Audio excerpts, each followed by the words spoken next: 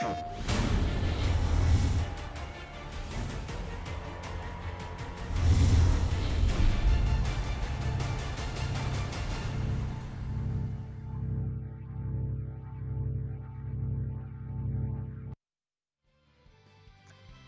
everyone to the PS4 Tournaments Open Series for the month of November.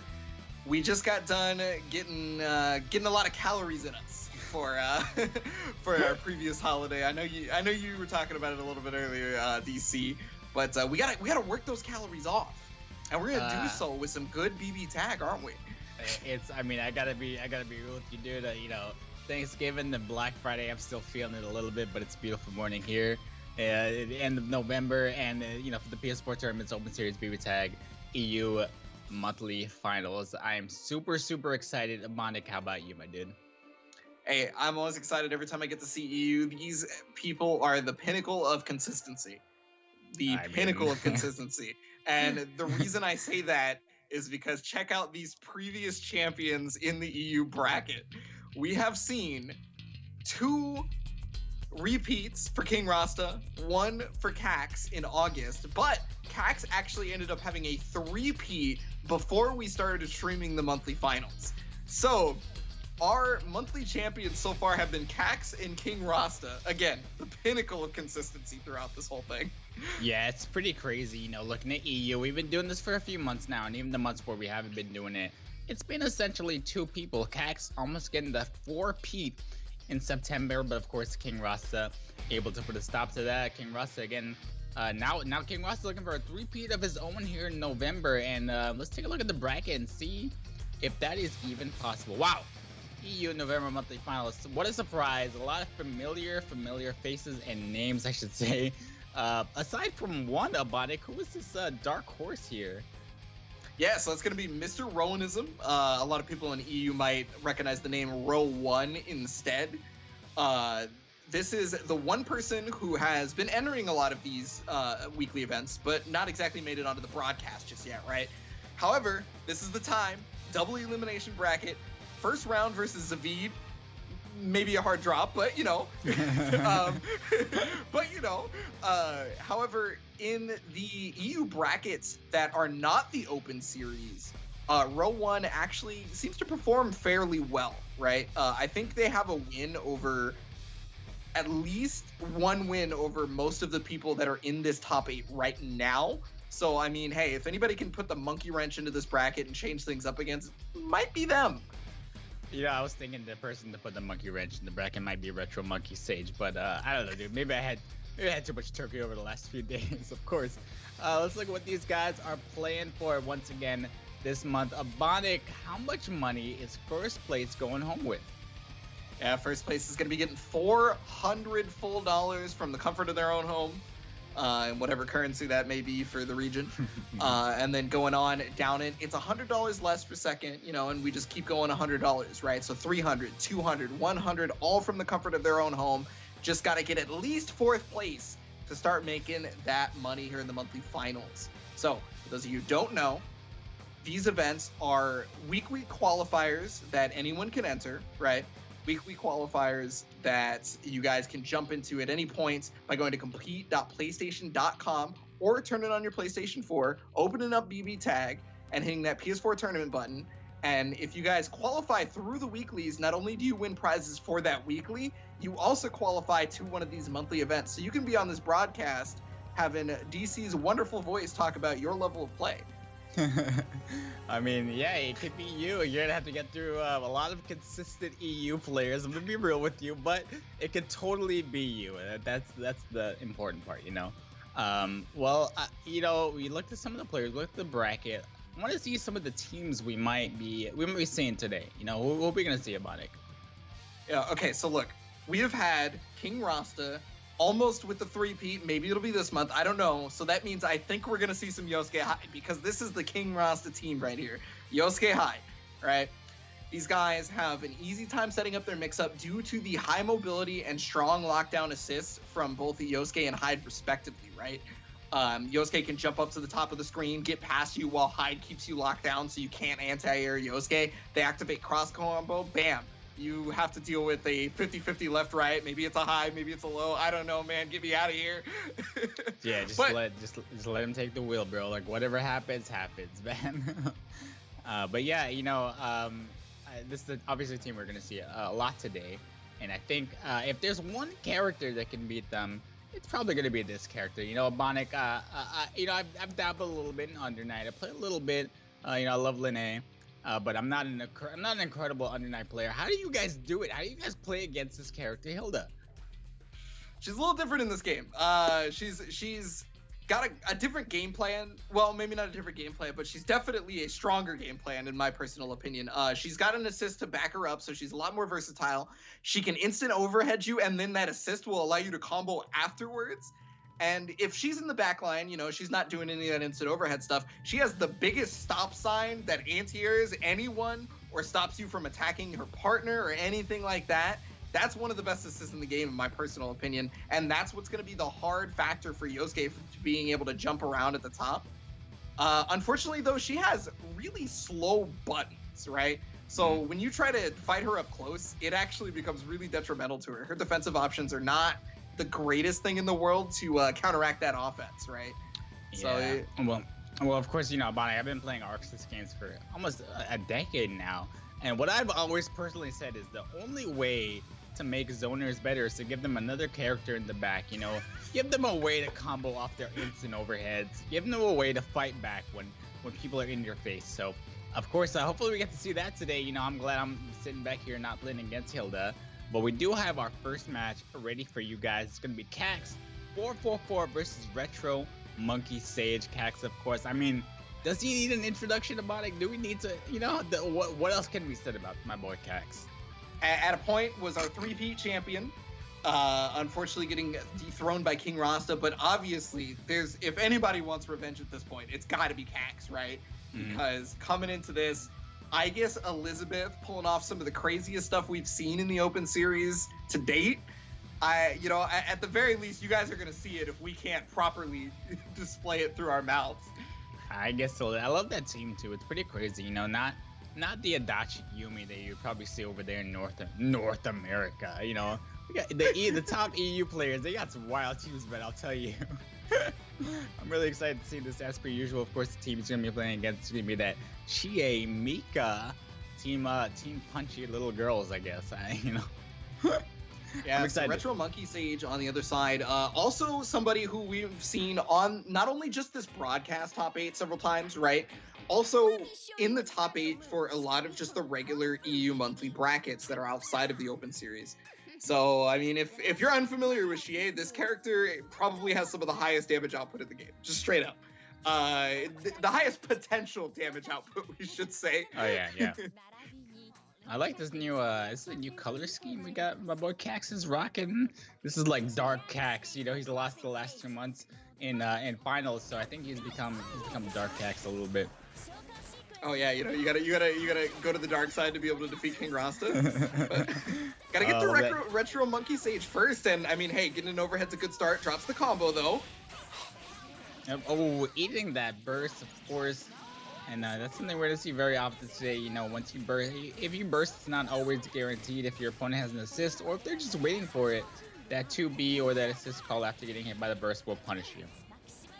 Yeah, it's really hard to deal with when your opponent has resources. Woo! Got the grab, just gonna go immediately into super. This is an unburstable combo. Take out that Mika. And both of Cax's characters are just sitting pretty.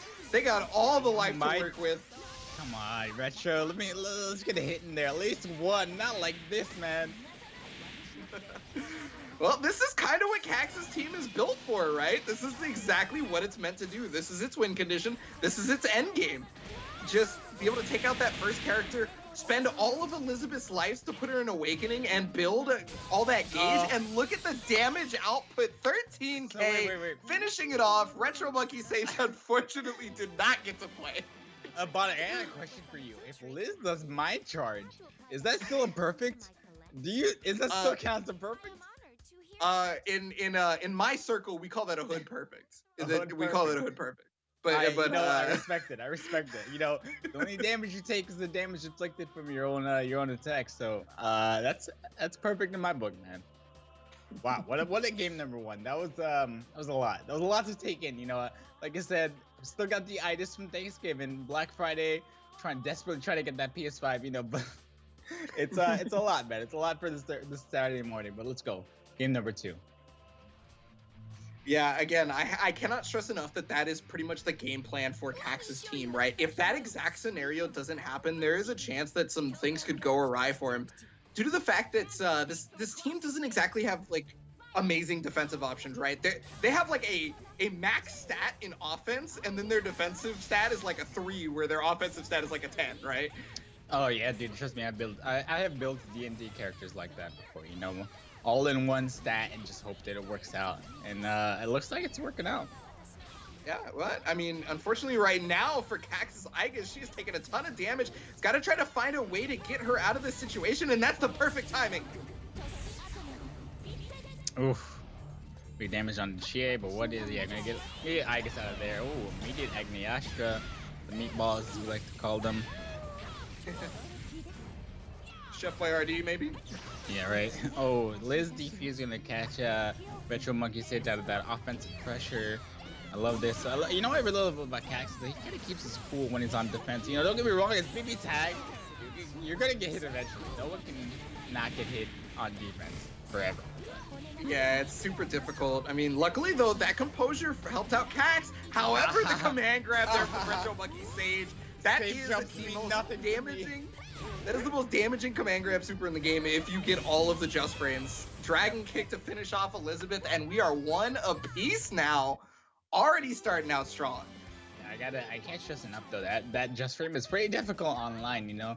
The timing is slightly different. It's already a small timing window in the first place. So what I was gonna say though, that safe jump does not work when your opponent is doing a command grab. Very great awareness coming out from Retro Monkey Sage, and honestly, a great game number 2. It's gonna be a good set. Yeah, normally you're so ready to do safe jumps as Igus because, you know, she automatically times a lot of those things with her floaty dash. The things just happen for her naturally. She may not even be attempting to do it; it just happens. And regardless of that fact, however, if you have a command grab, you actually cannot get out of that if you've already initiated the safe jump specific. If you did something that's like faking the safe jump, then sure, yeah, you can go ahead and get out of that or whatever. But when you fight against a grappler like this with a super that grabs you out of just standing there, you have to keep that in mind. And so I think Cax is now going to have to be very wary of that on the next time he maybe knocks Mika down, if it gets to that point. Listen, as a Persona player, nothing makes me happier than to see Igus's safe jump not work correctly. I've seen it for so many years work perfectly. It's really nice to see it not. Hey, you know, it's not even just like in old Persona games that it happened, right? It's like also here in BB Tag. We've seen Cax do it against every single person. We might see it here in just a sec, because Chie does not have a command grab super. Oh, that empty jump, kind of waiting for a DP perhaps, even though he doesn't even need to with the safe jump, but once again, catching that burst doesn't get the punish he was looking for, but not getting bursted is best case scenario. Oh. This is probably the best case scenario for Retro Monkey Sage because he can now set up that, but oh, recognized it, got the reversal action to get out. He knew what the situation was, and now Chie has to leave. Yeah, otherwise she was gonna die. Yeah, just has to raw tag Chie out of there, at the very least keeping her alive. Mika getting tagged, but no combo follow from Cax. So, kind of slow mixed up attack. Is that JB that hits backwards in the air? Might be JA then. Yeah, I think it's JB. JB, yeah.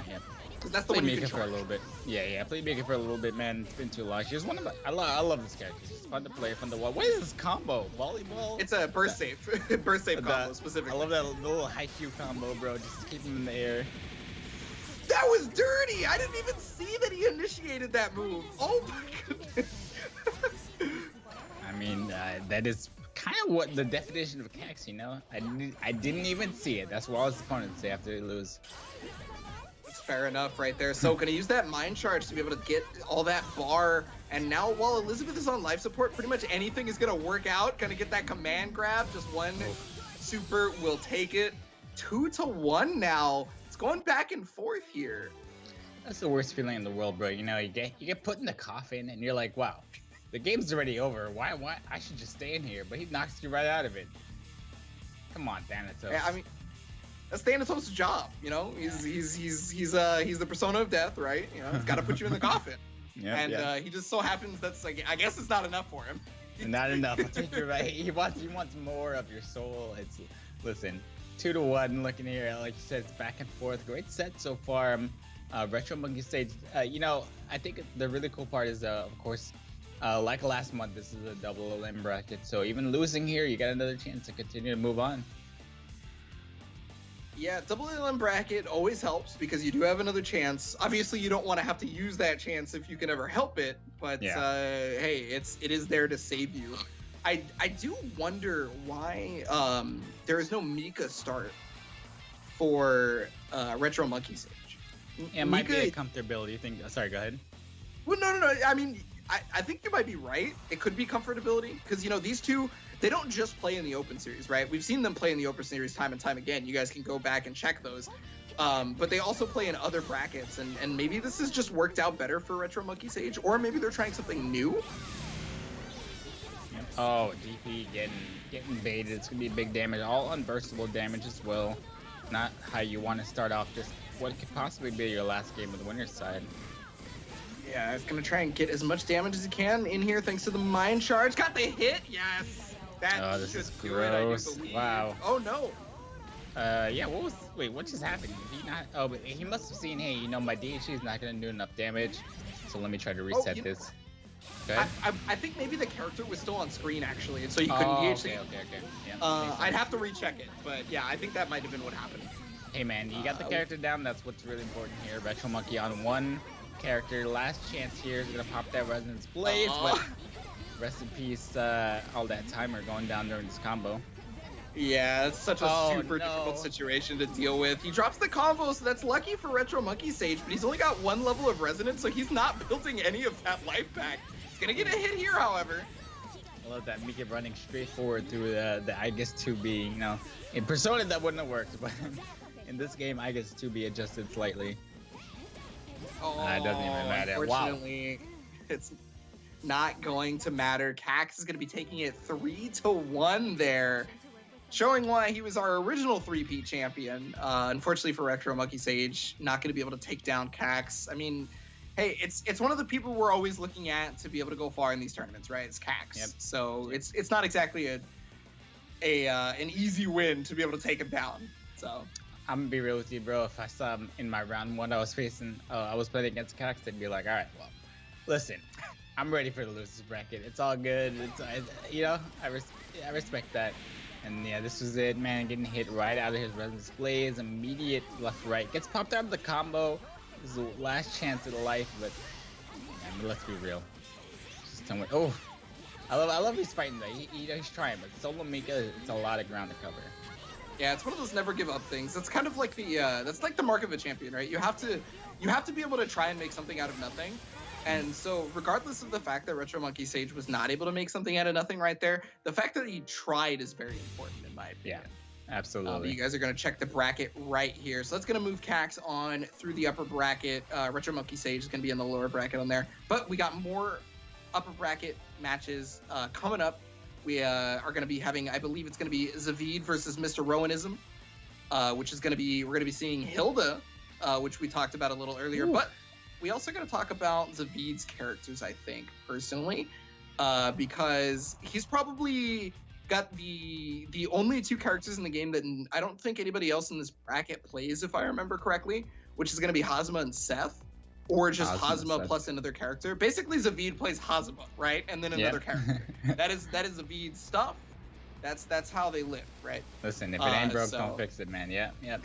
I'm excited to see his Hazama. I mean, I think we've seen a lot of Zaveed, in these previous months, and it's just fun to see other characters. And, honestly, even though I feel like Hazama is just not a character you see very often, it's fun to watch.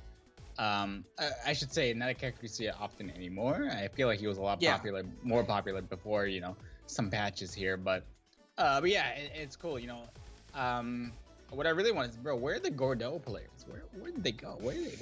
What happened to them? Look, I'm gonna be completely real with you. They gutted that character like a fish, like just straight crazy, up. Right? Like I'm not gonna sugarcoat it. I agree. It's just like, I thought someone out there would have the character loyalty to not there. There are a select few people still playing Gordeau. He did get a slight amount of buffs in the most recent 2.0 patch to try and put him back, but they really went to town on him when they originally nerfed the character. Maybe a bit too much, honestly. Yeah. So that's one of the reasons you're not seeing him so much. That on top of all these crazy cool new characters we got in 2.0, everybody wants to play all the new hotness, that kind of stuff.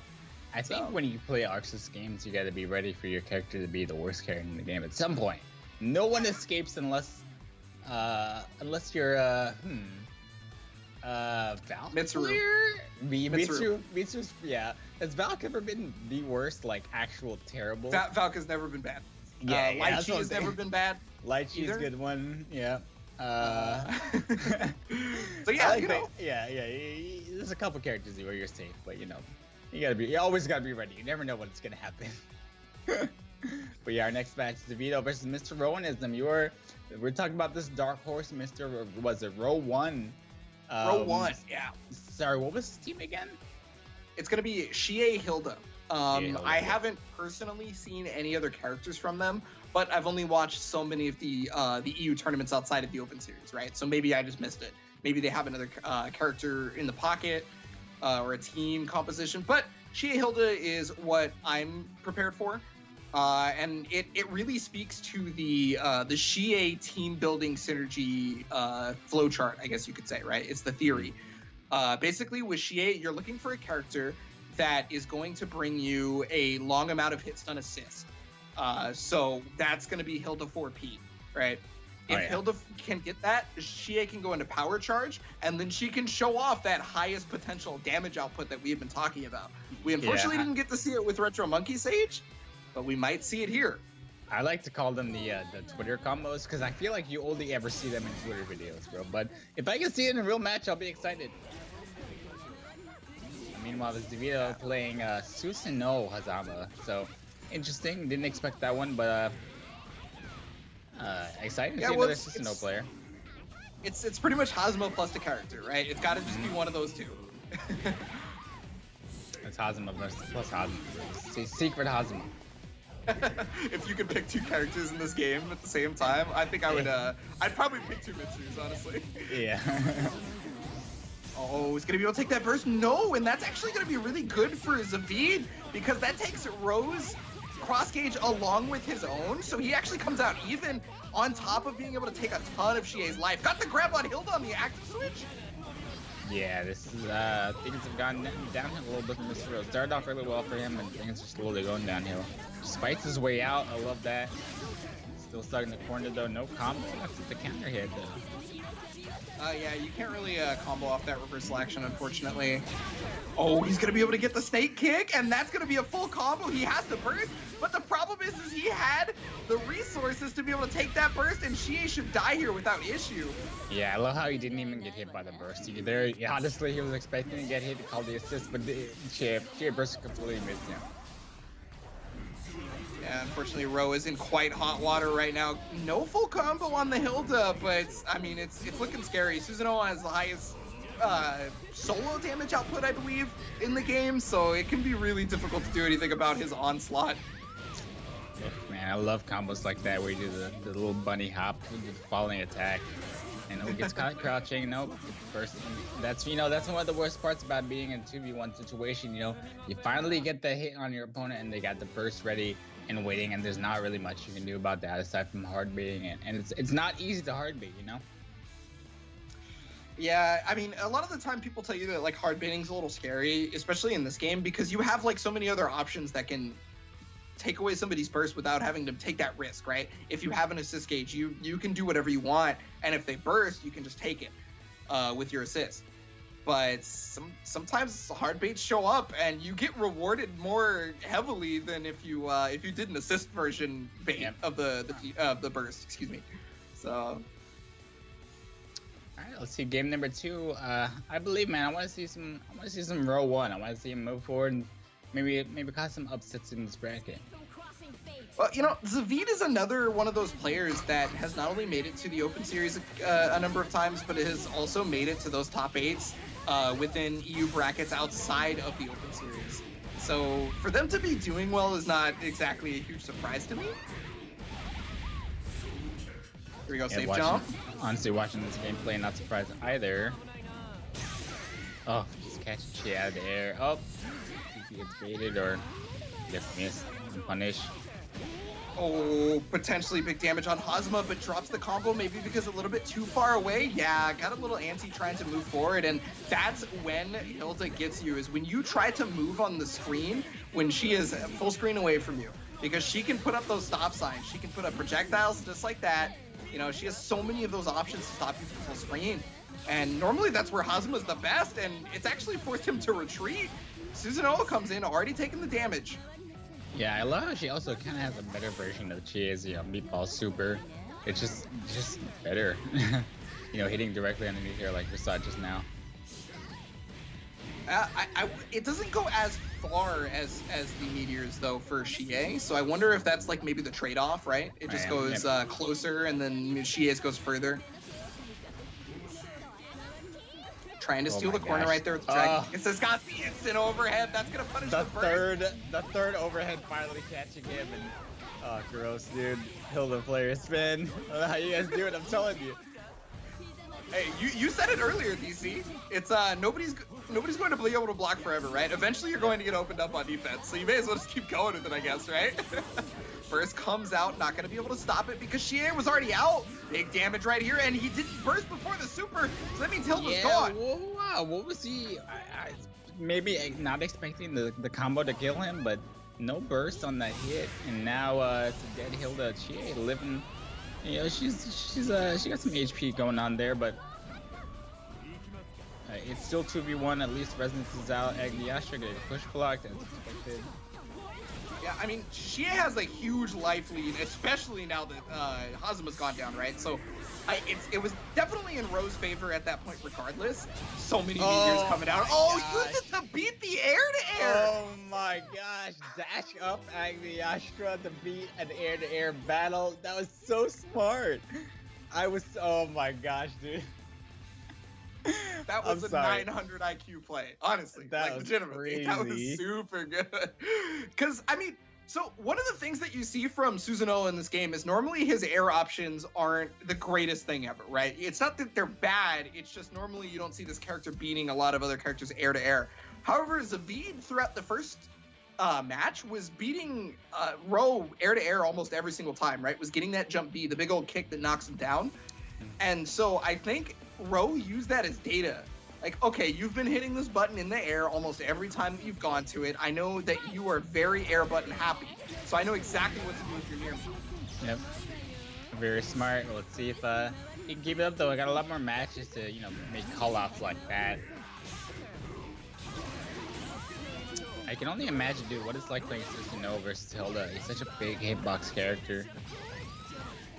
I've played the matchup a couple of times. It gets really annoying if you're full screen because he has a run startup and he's so large at the same time, just like you said. It can be really annoying. But if you're up close, Hilda can't stop him. Oh, Chie's just getting caught somehow. I thought Hilda was still out. I'm like, how did Chie get hit? What's the switch when I wasn't looking, but... Oh, just caught low, trying to jump out very likely. Yeah, unfortunately that low is not like in BPCF, where he can just combo afterwards. He actually had to go for the mix-up. So, but got the hit here. Oh, first come out, and just a little bit too early on that assist right there. It's going to be great for Ro, because he saves Hilda here. And now he's got the switch. It was the low. So smart, dude. I love it, dude. I love the Chie dive kick into active switch after Hilda. Ooh, Susan hot once again. I'm telling you, dude. Oh, combo drop. So that was the combo you were talking about, the power charge. We almost saw it. Yeah, we almost saw that 20k damage from doing whatever you want. Oh, but she is going to go down here, and what was actually a really bad position for Zaveed ends up being pretty okay now. It's not exactly, in his favor or anything, but at least he's alive. Got the hit. Full conversion. Oh, okay. It looked like he completely whiffed in front of Hilda's face, got caught. And got Hilda's version of meatballs. That's a lot of meter. Hey, dude, I mean, the chip damage is chip damage, I guess. Oh, get over here. Oh, dropped it, though. Hilda's stuck in the corner. We're back in there. You think Hazama's ever jumping out? It's always a lot. Oh, and was He able to beat reversal the action ball through in- the Oh attack. my god, dude. No way, dude. Fighting Oh my for his gosh. life.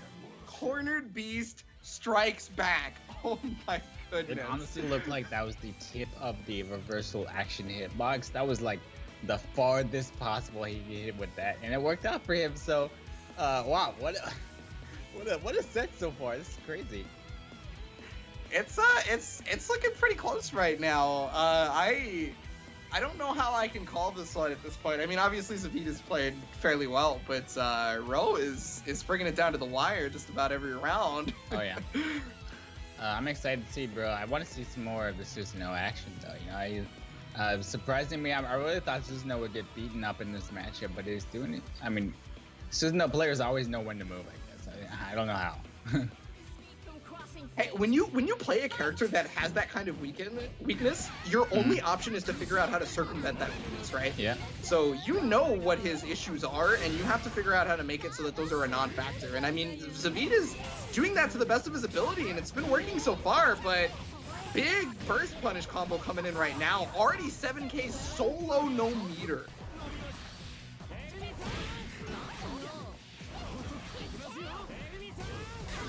Bro, watching Hazama and Chie play around, you know, they're both kind of hopping around the screen. Chie DP is going to connect there. Calling out that Hazama anti-air. This is a power charge. Big damage. Oh, no. No, not like this. 10k. Oh, it's still going. Did! Oh my gosh, dude. 13k just like that. And so I would like to point out that was only a level 1 power charge, right? So that was actually the weakest amount of damage that Chie was going to get out of that. That means she could get far more.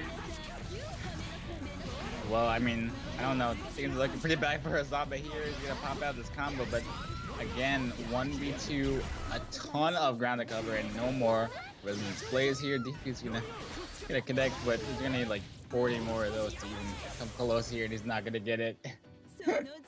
I think he knew that that 40 more was exactly what he needed, so he kept doing it, right? You know, he's got to hit the quota. He's like one down, two. It was a lot. It was a lot of carry on the ground to cover, but he's gonna get another chance here in this game number 5. Wow. I mean, I think last EU finals, the first like 5 or 6 matches we watched were all 3-0s, and now we see our first game number 5 here in the second set, and it really goes to show these players want that money. I mean, this is the set of players that play every month, multiple times a month. Mm-hmm. So at this point, they know each other's weaknesses, they know each other's strengths. For it to continuously go 3-0 every month would be a little odd if people weren't trying to get that money like you're talking about. So obviously they got to step it up every step of the way, and this is their chance to keep their upper bracket life on the line right now. Zaveed, Ro, 2-2. Here we go. There it is. Susanoo getting caught because his pants are just so big. Yeah, he's got those bancho pants, Japanese biker gang pants. Yeah, and of course he's got the long hair for this. That is also a hurt box for whatever reason. it's flowing, it's beautiful, but it can be hurt. You know, it's as somebody with long hair myself, if somebody messes with my hair, I take damage too. So I get it. I understand. I totally get. As I'm gonna lock down the corner here, good defense, but for how long? How long? Well, he's got a burst available, but that's only if he wants to use it. Yeah, I think he knew that combo wasn't gonna kill, but the problem was he got tossed. That's gonna kill. He used the meter before he needed to, but that's okay. He still killed the character. Even if you use bar, as long as the character is dead, it counts. Yeah, and now we got a half-life. Resonance plays level 1. Susanoo. I don't know, man. I don't know if this is possible. Sword of God, is that gonna connect? It does! Wow, wait, actually connected. It was like, yeah, it's a good amount of damage, but Hale is still sitting pretty here. So we're gonna actually switch yet. Yeah, super smart idea right there. Gets the air to air on this one. It's gonna be able to get a full conversion. Doesn't have bar for power charge, so can't kill. But I mean, hey, the more life support situation you put Susanoo in, the harder it's gonna end up being, especially now. Yeah. Ro is gonna take it. Wow, That 3-2. looked a lot better. It looked a lot better. I think the turning point was really that Hazama getting locked down in game number 5, and you know, not expecting to get grabbed, losing his Hazama very, very early, and honestly, wow, great play from Ro in game 5, and Susanoo, I'm sorry, bro, I don't tell you. You gotta get some skinny jeans or something, man. It's crazy. gotta cut that hair, get some skinny jeans, whatever it might be. I mean, yeah. So the lockdown on Hazama, I think, is a great point to bring up, like you were talking about, because this is Zaveed's staple character, is the Hazama, right? Mm-hmm. So when you lose your staple character into a situation where you're just like, I can't even move, where the opponent's offense is that strong, it probably kind of takes the wind out of your sails, right? Your morale goes down, and it becomes very difficult to defend after that. So that's going to put Ro up 3-2. And he's going to move on to see Cax in, more later on in the bracket. I think I'm really scared here. You know, we're talking about how he's the dark horse, and that could be the upset of the century if he's able to take out Cax in this next match. But I don't know. There's a lot going on in this bracket. It's probably too early to say anything about that yet. Well, our next match is, I think, going to determine if King Rosta will be in losers bracket or not, depending on if they fight Lil Air, because Jaju Kikuja J has put King Rosta in losers bracket previously. This has happened. I think it was last month. Was the person Jaju Kikuja J was the person who put them into losers before they, made the whole run come back through the bracket. So if Z-Zub is not able to take out Jaju Kikuja J, and we also get to see King Rosta move on, which would be not exactly too surprising for us, that could be a turning point in our whole bracket here. Maybe not. Maybe, King Rosta busts out the 6-0 again or something like that. I don't know. But listen, man, I don't know what to believe. I got all these Cax shirts in my closet collecting dust now. So, you know what I want to happen, but at this point, I don't know what's real anymore, bro. They're so consistent, but at the same time, I can't predict what's gonna happen. Yo, when's the storefront going up for the Cax's back shirt? Come on, bro. Well, I've been waiting to buy. He has to get the dubs today, and then then we're up, bro. We're up. I've been waiting to buy these Cax's back shirts for 4 months now? You know what the problem is? The problem is it takes a month. Took a month to print the shirts, and he got the 3P, and I was expecting the 4P, and it didn't happen. I was just too late, man. I understand. Your manufacturing costs, all that stuff. I get it. I feel you. I get it. Struggle, truly the struggle, bro. It looks like we're waiting for one of our two players, Jaju Kikuja J versus Z-Zub. I don't know. What do you? Sorry. Can you? What are the teams again for these teams? Yeah, so Jaju Kikuja J is going to be playing Yuzuria Hilda. I don't think that I've ever seen them play another team. Z-Zub, however, has played Ragna plus a character, very similar to how we saw Zaveed earlier, right? Z-Zub plays Ragna. Z-Zub is a Ragna player.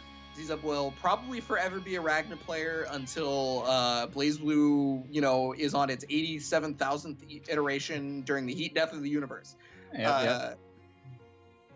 The other character, however, I cannot say, because it could be Batista, it could be... I think I've seen Yumi in the previous broadcast before this, but maybe it's a matchup thing, right? Yep. So let me ask you a question. Do you feel like the stronger players are the ones who have a main character and also, another character they play with, or the players who really devote their time to one team and only play that team? In BB Tag specifically, I personally think the strongest players are the ones who play a team that they specifically found the synergy for. Yep. May not necessarily be the team they play forever or anything like that, but it is definitely the team that they know works together better than any other team in the game type deal. That's fair. Yep. I respect that. We see a close match so far here with another Hilda player. That's great, More zoners, right? And then getting beaten up across the screen here. Oh, the cross up. And that was just like a raw user cross up. There was nothing special about that one, Yeah, it's pretty rare that you see that work in this day and age. But sometimes the simple mix-up is the best thing. Oh, and then sometimes you get hit with the. Bro, he's having too much fun out there. Stop this man. Stop this man. You gotta remember, this is how the team works, right? Yuzu sets up the cross-ups, Hilda combos off of it, and then you get the active switch. But if Yuzu dies, Hilda's by herself, and that could end up being a bit too detrimental, which may end up happening right here. Super number 1. We're gonna see the DHC. That should do it. Take his phone. Oh, geez, not the phone. Solo Hilda coming in here. I mean, got a little resonance plays on here, but is she gonna get to use it? Yo, Gauntlet Hades as an anti-air. Let's go. Listen, man, Gauntlet Hades. Everybody talks about that move being an overhead, the best overhead, maybe being an unblockable, and that the game is lying to you. But as an anti-air, come on.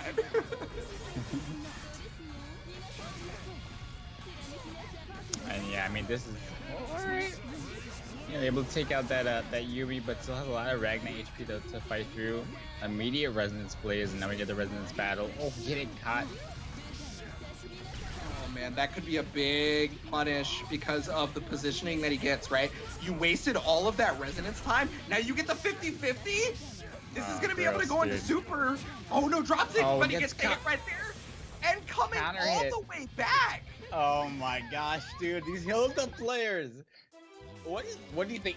Honestly, where would you rather be? In EU with all the Hildas or in NA with all the Adachi Yumi? Where would you rather live? I don't like either of those options, CC. I really I'm going to Canada, dude. Like, dude, I can't believe this. These Hilda players just disrespecting, counter hit, it's an overhead, complete the combo, and run it all back. The worst part is losing all your resonance plays timer. It's a 1 Hilda combo. That's the worst, dude. Ugh. Yeah, it's crazy. She hardly does any damage, right? That's like a big weakness of hers in this game, is that she hardly does any damage. But her combos take a minute and a half, and because of that, she either takes all your resonance, or she gets her assist gauge back, or she gets a bunch of meter for it, or this or that, right? Like, yeah, that's the trade-off.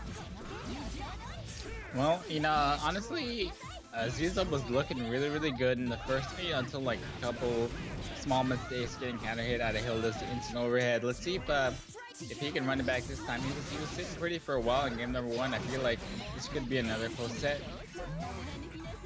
You might see it here as Yuzuria already lost over half of her life. Gonna be able to weather the zoning storm possibly. No, gets the happy birthday. That's 2 characters.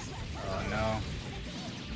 Not a ton of damage though, 5k on both. Could be a lot worse, let's be real. Yeah, but got another chance at it. Drops the combo. That's, as a Yuzuria player, I understand that drop. I've done that a number of times. Was maybe looking for the burst right there, so didn't spend the assist gauge. Good backdash out of that Hilda. Sorry, the Yumi pressure. Oh, whoa, we're just getting caught. What happened? Dude, I blinked. Oh man. Oh, I knew I shouldn't have blinked. Damage. Yeah, forced. Full screen instant overhead. Hey, you know, how many games can you say that you're fighting a zoner and that zoner then full screen instant overheads?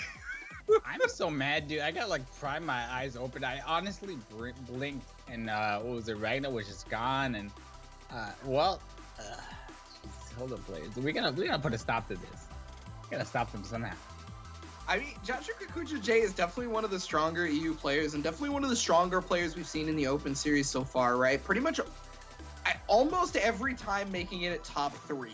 I think there's maybe been a few times where it hasn't been top 3, but you know, I don't know. It's this team specifically on top of that it controls the screen better than pretty much any other team in the game, maybe because of how big the hitboxes are and how many projectiles one could throw out, how Yuzu can teleport behind you, set up the sandwich, all that stuff. And I think Caesar might be going to the heart to be able to navigate that. Yeah, wait. I thought he was a Ragnar player. What happened? Hey, you know, sometimes you run into just a team that you aren't trying to fight no more. I respect that, bro. You need someone who can move around against this build. Not only can Heart move around, she has some of the best mix-up opportunities in the game, right? Her mix-up is nigh unseeable sometimes. Oh, well, I mean, first we're gonna have to get that offense started yet. Well, again, low, but no combo. You've seen Jaju Kikuja J's Yuzu take about half its life almost every game, and then it's not mattered after that, right? Hilda comes in and cleans house. Yeah, once again, I mean, I feel like it's standard for Jaju, even though some of these matches have started off with, you know, him getting it, kind of get pushed in a little bit. He's always able to run it back. I think Hilda really is the key to him running this back. And once again, oh, a happy birthday. He's gonna drop, sorry, Heart's gonna drop out, but it doesn't matter. We're gonna get damage here. Misses the instant overhead. Okay, yeah, laser beam assist. That's another point towards probably why you want to put Heart on this team, right? Is the laser beam assist is super strong. Oh, but if you get hit by that, yeah, your character's going to be on life support. Not a lot of life for either character, and I mean, it's not like Yumi can get a ton of it back. There's the teleport. Oh, no. The character up. That was just raw teleport, man. It's not real. I respected that. It's hard. You gotta be ready, but I mean, I think a player like me, I'm always ready to DP, you know? My fingers are always on the DP button. Yeah, I mean, that comes with fighting Yuzuria a lot, right? It gets a little bit more difficult online. Realistically, you have to be able to be ready for it online, so that's a couple extra frames of delay, and you know, maybe it's not going to end up working out. One of the big tips, though, that I do like to give people versus Yuzuria when somebody does a lot of teleport slashing, is if Yuzuria is going to teleport behind you, the camera will move before she teleports. If she does not teleport behind you, the camera will not move, right? So you kind of want to look out to see if the camera gains extra space or anything like that. And if it does, there's a good chance you want to, you know, actually check that. Yeah, I mean, in all fairness, though, of course, you know, when there's assists, they could possibly be coming out, and you're just like, you're in a scramble situation. It's totally possible. It's, you know, I don't blame anybody for getting hit, but it's always good to know that it's not real. You're not in block stun. Yeah, normally when Yuzurias are doing the teleport slash, it's not for the mix-up initially. It's for the thing that comes after that. You're supposed to be worried about. But at any rate, Jaju Kikuja J is going to continue on through the upper half of the bracket. No surprises, really. This is kind of a standard issue for Jaju, right? We've seen them in this area time and time again. Up next, though, we're going to see if things continue to be standardized, if you will, with Lolaire versus King Rosta. Yeah, I mean, honestly, this is pretty much my fantasy bracket right now. I'm almost 4 for 4 here, or we'll be 4 for 4 if what I expect happens next match. And I don't know. I want to see the upset. I just don't really expect it. But what do you think? I mean, it depends on if Lolaire goes with the Adachi Yumi. I think. I really think that is what the big depending factor is, because I know King Rosta is our almost 3-peat champion, working on that 3-peat if they win this tournament. Gotta point that out. Just remember that. I know that they're royalty. They have a regal presence. But I think Yumi Adachi is something. I think if King Rosta gets 3-peat here this month, we gotta have like a showdown in December. We got like, a 1v1, first to like 20 between him and Cax, and just see who takes home everything. You know, EU's wild, bro. It's just too consistent here. You know. Yeah, it's even consistent outside of the Open Series. It's crazy. There's very few changes. King Rosta has been the king for a little bit now in the Open Series, has been the king in outside of that, and somebody's got to dethrone the man at this point. All right, Yosuke starting things off early here. Of course, the moonsault's one of my personal favorite attacks in this game, let me tell you. I can't tell if that's sarcasm or not. I mean, gotta be honest here, man. Good blocks again, the defense, but for how long? Fights his way out of the corner like that. Yeah, that was one of those situations where both players knew that they had to get their characters out right, and they did that. Oh, drop the B Zeodyne, and because of that, that's actually going to be super detrimental to Lolaire. Overstick combo, gonna take him to the corner as well. Yeah, if there was a turning point in this match, I think it was that active switch, actually. Because they did not get the laser beam, that means they couldn't start their offense, and now King Rosta is on top. Is he going to be able to get past this? Oh, caught the TP, but no full conversion off it. Adachi's still alive despite taking this immense amount of chip. Yeah, that was crazy. I thought he might have actually activated the DP, but perfect timing, of course. Low layer has a lot of ground to cover here. You have to get that out of here. Yeah. Oh no, but calling Adachi. Calling Adachi. Come on. I just said, yeah, I got Adachi out of there. You're good. Called him immediately. You lost him immediately, and then losing game number 1 to King Rosta, bro. You don't call the assist if you saved them, dude. So one of the things we like to talk about here in the Open Series for BB Tag, if you're new, one of the things that is a staple thing that we talk about is making sure you save that character. A 2v2 situation is exponentially better than a 2v1 every time. Listen. If that character is on life support, you may have to think about not calling them as an assist. Just wait a little bit. Just hold for like 10 seconds. Not even, bro. You gotta. I'm sorry. It does suck though, to be in that kind of position, because that means you don't have an assist to work with to keep you out of dodge. Happy birthday. You run into this right here. Oh no, not like falling out of the combo. That's good. Best case scenario. Oh, happy birthday. Right back at you. And this is gonna be much bigger damage here. Oh, gross. 7K on both characters. Catches the DP. Oh no. Oh, he doesn't have the bar to be able to super, however, so this isn't as big a deal as it may seem. Gonna try to go for mix-up there. King Rosta is able to navigate it beautifully, but okay, still in there. Great from Roller. Dude, I love Yosuke players, man. They'll get their DP baited for 7K and do it right. Do it again immediately. No fear at all.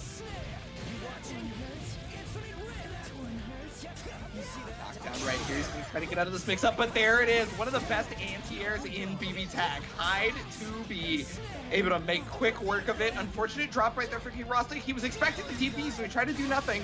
He's gonna get the hit, but yeah. Oh, call the active switch?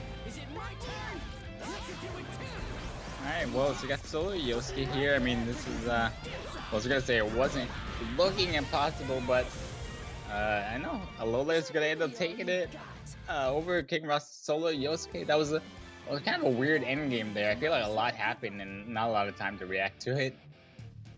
So one thing right there happened that actually happened last game, but the outcome was different this time. Lolaire called Adachi when he had 0 HP. Mm-hmm. And instead of Adachi dying, he actually caught the moonsault with Adachi 4P, which was the original game plan from the previous set. That's what he wanted to happen. The risk is super high. The risk is crazy. We could have seen another turnaround like the previous match. But hey, I mean, ended up working out this time, right? So must be good. Cognitive bias. Yeah, right? If it works one time, the 20 times it didn't work, didn't happen. Yosuke starting things early here. It's gonna be burst. No, don't burst after the run, dude. Oh, I see it so much, and it doesn't work, man. Yeah, trying to get out of there, but unfortunately got the wrong assist with Yumi. Oh, he's gonna be able to get mixed up off this. It's low, but nice block right there, and the hide assist is gonna come in, paying off super hard. The throw.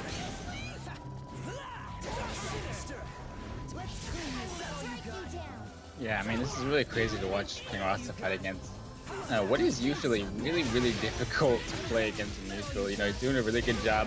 Oh, DP getting caught by the end of Zio.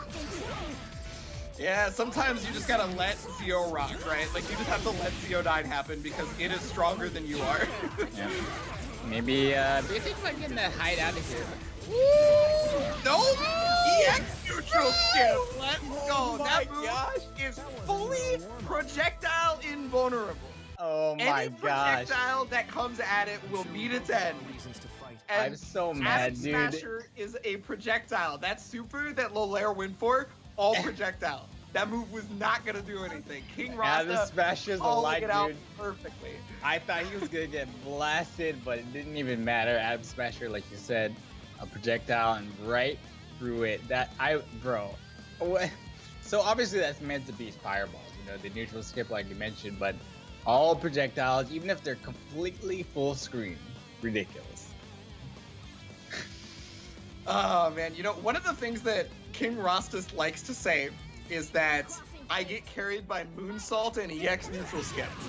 And I don't know if that was carried, but that definitely won him the game. Well, you know, speaking of winning the game here, we got an early happy birthday to start things off. 6.5k on both characters, gonna be a lot more in just a few seconds. 8.3, an immediate hit right afterward, and things are not looking good for Lolaire. You're real.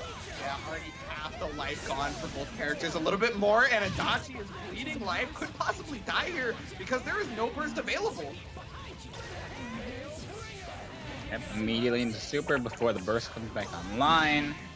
And doesn't not gonna have the meter DHC yet, but still, man, King Ross is sitting pretty as usual. Yeah, trying to stop these moonsaults from Yosuke. Gonna put up the laser beam, very smart. Did he try to V-slash? V-slash like right over the Zeo, I think he tried to do. Ooh, but there's the burst. Yeah, unfortunately Adachi was a little too close to Yumi. That was meant to be like a burst safe setup, but it wouldn't be because of that situation. It's up as low and he blocks it. Somehow beat the high 2B. Oh, gets. You didn't think he'd do it again, did you? Got the hit here. Big damage. It's probably going to get bursted. Oh, maybe not. Like 7k off a single hit. Yeah, absolutely. And the Heat Riser buff. Got to remember that. Sure, yep. Oof, but that's going to be a dead character, I do believe. Yeah, as long as he doesn't drop this. So we've seen the drops happen, but I don't think it's going to happen here. Yep, and King Rosta will take it 3-1 over Lolaire. And man, a great fight from Lolaire, but I mean, King Rosta wants that 3P, I'll be real. Yeah, I mean, Rosta poised to take his throne once again, possibly, especially going through that upper bracket. Lolaire, unfortunately, going to be falling to the lower bracket, but one thing I have to mention that I feel like is very important as to why King Rosta was able to take down Lolaire there was the way he specifically played against the Yumi Adachi game plan, the normal game plan that they would normally be doing. One of the big things about this team is that their projectiles are two of the best in the game, and they complement each other beautifully, right? The icicles plus the big laser blades. Those things are crazy. And with Yosuke on the table for King Rosta, he was able to either stay above those or just negate them entirely due to the run speed, right? Yep. Another thing for that was also the fact that normally Yumi Adachi is not used to being able to be anti-aired. However, one of the best anti-airs in the game is Hide 2B. So, just came in the clutch. I think there were also a lot of times in neutral where Hide was just on the opposite end of the screen. And Yumi Adachi would, knowing that he can skip neutral, be projectile invincible, you can't just throw out projectiles for free like that. You gotta be super careful when and where you do it. So, King Rosta can be fighting Jaju Kikuja J. That's a matchup we've seen time and time again. We'll see how that one goes a little bit later on.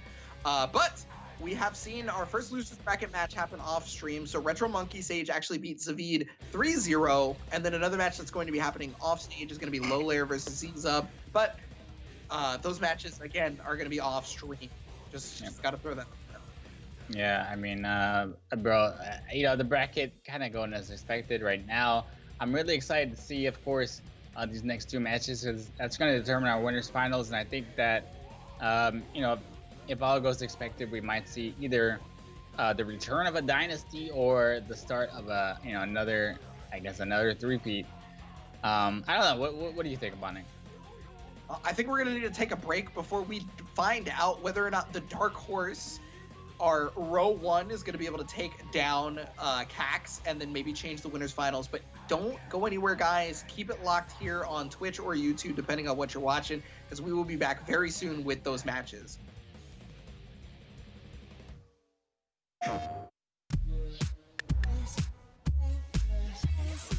The October European Monthly Finals for BlazBlue Cross Tag Battle saw some familiar faces and the same high-level gameplay. Our first double elimination bracket brought even more excitement because players got a second chance to fight back to the grand final through the lower bracket if they drop a match. The day started out with former 3-peat champion Cax taking down Zero Raziel with a 3-0. From there, we saw Kishi defeat Zaveed in another 3-0 to set up the second round Cax versus Kishi's showdown. Next up was September champ King Rosta, who continued his regal hot streak with a 3-0 win over Retro Monkey Sage. To finish up the quarterfinals, Jaju Kikuja J sent Tsubasa Knight to the lower bracket with another 3-0 victory. But it wasn't all 3-0s. Later in semifinals, Kishi took Cax to a thrilling Game 5 after being down 2-0, but ultimately, former champ Cax came up victorious with some stellar combos. But Kishi would get another chance to battle back in double elimination. From there, Jaju Kikuja J won 3 straight games to take down King Rosta and send the September champion to face off against Zaveed in the lower bracket. Next was the winner's bracket final, Jaju Kikuja J versus Cax. Cax showed why he's a 3-time champion, winning in a decisive 3-0 fashion and earning himself a spot in the grand final. There was a great jump over right there. It's gonna be able to get the hit, full conversion. This should do it. Wow. Right here, right now. Oh my god. The action continued in the lower bracket semifinal, in which King Rosta handed Kishi a 3-0 loss, setting up a King Rosta versus Jaju Kikuja J final in the lower bracket for the chance to fight Cax in the grand final. The two battled it out to a Game 5 where King Rosta took the victory and a chance to defend his title. Then it was time for the grand final. King Rosta had momentum on his side and took the first set in dominant 3-0 fashion. King Rosta continued his near-flawless play to take the second set in another 3-0 to extend his reign as monthly champion. King Rosta with a 2-peat right there. I cannot believe this. Over on the North American side of the October monthly finals, our first double elimination tournament brought fierce competition and, shall we say, scrappy gameplay.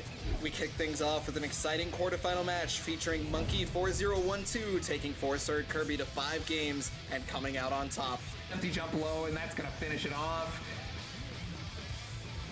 Then Alex handed Master CJ a 3-1 loss. My gosh, he's just... Take him to school, if you will. This Ragnar Makoto mix-up is... It just happens. I don't know why it works, but it does. From there, we moved to our September champion, Razzo Sharp versus Tectal Eastside. Tectal, despite having to fight the champion, was able to survive the pressure of a Game 5 to send the September champ to the lower bracket. Is it gonna happen again? He got his jump. Oh no! Our final quarterfinal match featured Marvin Pie versus Yo Game Wizard. Yo Game Wizard's near-perfect execution led to a decisive 3-0 victory, however. Gameplay continued with the first upper bracket semifinal, where Tectal came up victorious in a 3-1 set over Alex. Then in our second upper bracket semifinal, Yo Game Wizard's aggressive gameplay and strategic moves proved to be too much for Monkey as the Wiz takes it 3-1, setting up a Yo Game Wizard versus Tectal winners bracket final. After Tectal took Game 1, Yo Game Wizard came roaring back to take the next 3 and secure the spot in the grand finals. Heading back down to the lower bracket, where Monkey looked hard to beat, sweeping Alex 3-0 in the lower bracket semifinal. Next was the lower bracket final, with Monkey looking to continue his hot streak against Tectal. Both players had moments of brilliance, but Tectal eked out the victory in Game 5 to move on to grand finals. Then it was finally time to find out our big winner. Would we see another champion from lower bracket, or would Yo Game Wizard come out on top? Tectal's hot streak continued, taking the first set 3-1, but Yo Game Wizard and Adachi proved to be a formidable combination, taking the set 3-1 and winning the tournament. Congratulations to October monthly champion Yo Game Wizard on his first monthly tournament win. Oh That's big no. damage. He doesn't have it. It does big damage. No, he he can't. used without meter? Oh, the throw!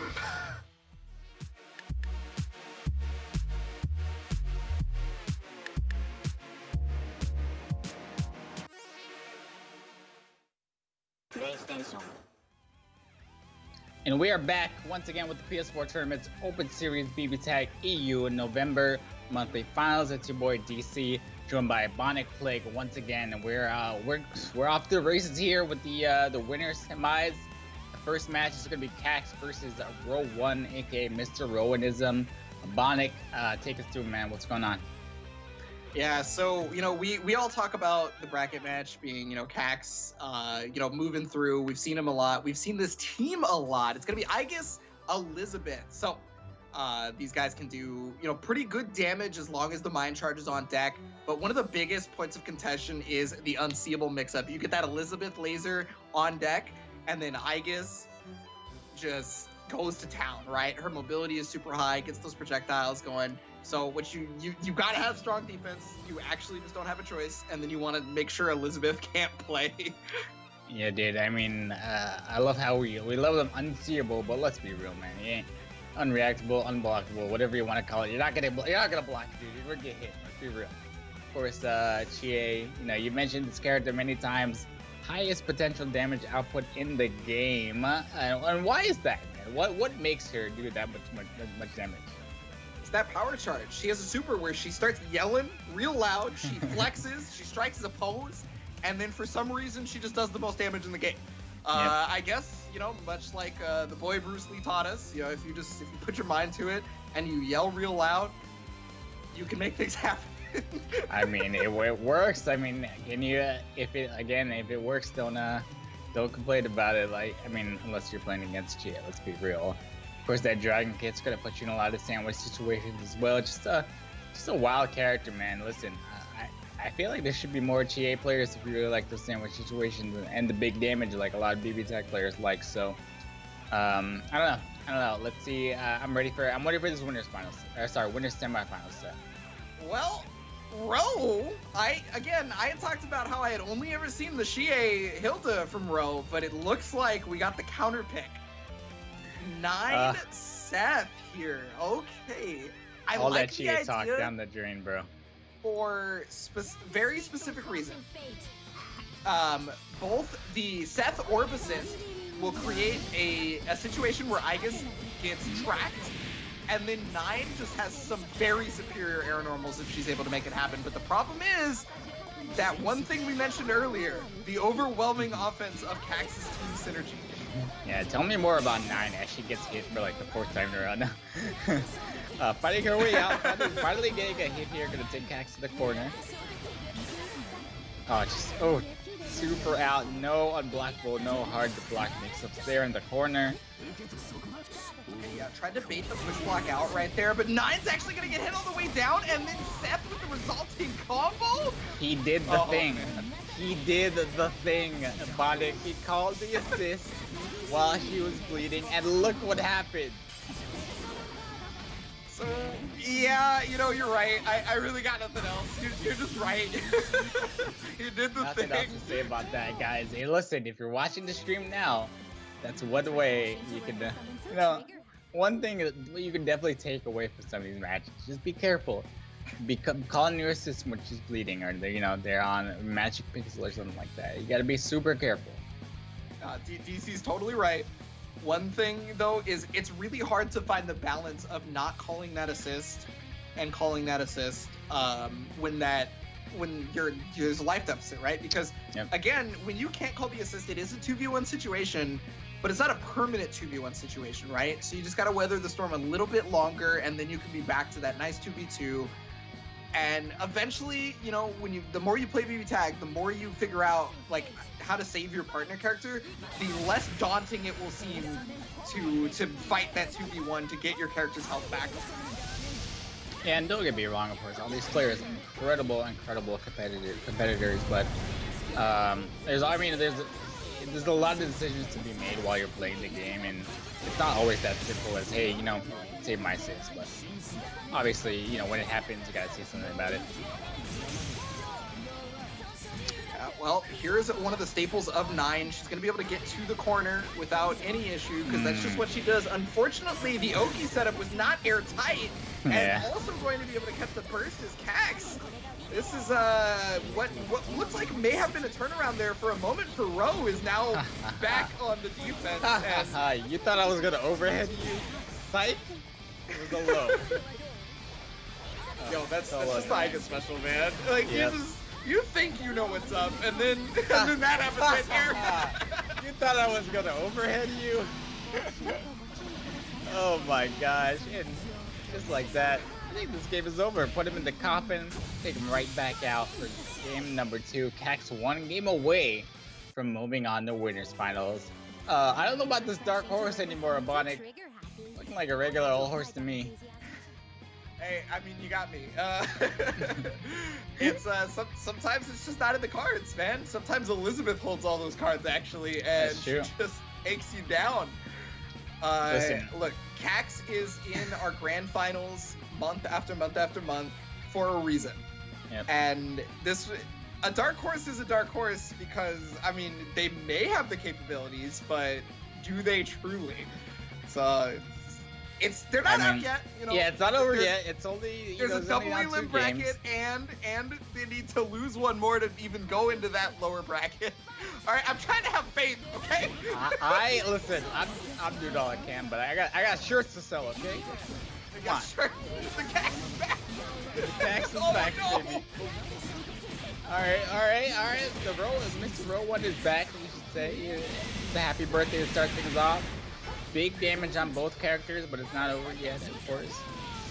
I actually like that choice from Row to not spend the cross combo on that because he knew it wasn't going to kill, right? And so if he spends the cross combo, he's actually down on resources and the character's still alive. Okay, DP to go through the burst, but the problem is that DP does not punish burst, it only takes the counter. Yep. I like that Mr. Rowanism was aware of that too. Fighting back, knowing, hey, I got my burst baited, but this isn't real. I'm not gonna get hit.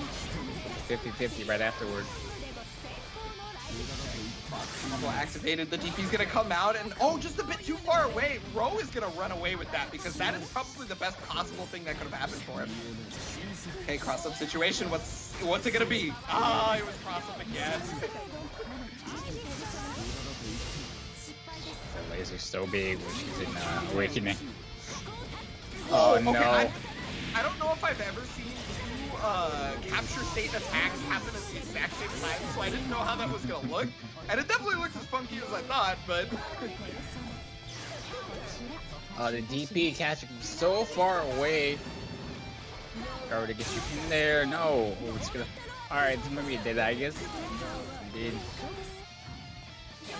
Yeah, this is super strong use of Nine's strengths, right? This character, she has some of the best air-to-air options, but another strength that was used beautifully right there was her teleport dash. Normally it's super slow, and it can be countered easily because of how telegraphed it is due to the speed, right?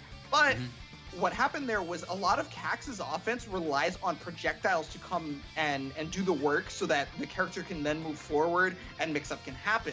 Nine's teleport dash is actually frame 1 projectile invulnerable. So that means from the very beginning of that dash's activation, she can dodge all of those projectiles, and then she can use her superior air normals to catch the advancing character, just like Row did right there, and that puts it at 2-1. I still have faith. I still have that faith. It was 2-1, but I gotta be real, Mr. Rowanism got that super high damage. Happy birthday in game number 3. And I know Cax was not able to kind of make up the deficit. So let's see what happens if he doesn't get that happy birthday. And this is kind of what I expected. Rowanism down quite a bit here. Caxton on full HP at overhead immediately. I think this is the dead set, right? Yep. Yeah, he has the lowest health pool in the game, so it only makes sense that he would die from a sneeze. But Nine, on the other hand, also going to die fairly quickly, it looks like. And the shirts, I can see them selling right now, man. The Cactus Max, baby. Perfect in game number 4. Secure a spot in winners finals, guys. The shirts are cheap, man. The storefront is coming. Shirts by DC. I'm telling you, bro. Me and Cax, we're gonna be businessmen. You're about to be rolling in the money on this. Check that first punish, taking over half of his life, 70% maybe, and then the resulting mix-up right there, finishing it all. Money for Cax, easy money for DC's shirt business. Oh yeah. I still have faith in Row due to the fact that this is a double elimination bracket, and I always put 100% of my money behind whatever thing I say, because if I don't, I sound wishy-washy, and I can't be like that. All right, well, I don't know, man. Again, I'm very glad it's a double limb bracket. You know, I want to see more of these players. It's hard to fight against Cax. You know, obviously, you already know this man makes grand finals every single month. So it's hard, just that mentality, knowing going into that match. But you gotta lose this bracket now. Let's see who fights back and makes it to the losers semis and the losers finals. Yeah, so the top three that you see, or it's not the top three, the three remaining players in the upper bracket, are consistent top three, you could say. Jaju Kikuja J may falter. I think one tournament, Jaju Kikuja J may have gotten fourth, but on normal circumstances, Jaju Kikuja J is in the top three, whatever week, month that may be, right? Yep. So, and also Jaju Kikuja J is one of the people that has defeated King Rosta before. King Rosta has only lost to Jaju Kikuja J and Cax. That's it, right? So this is our trifecta of strength. This is our pyramid of power.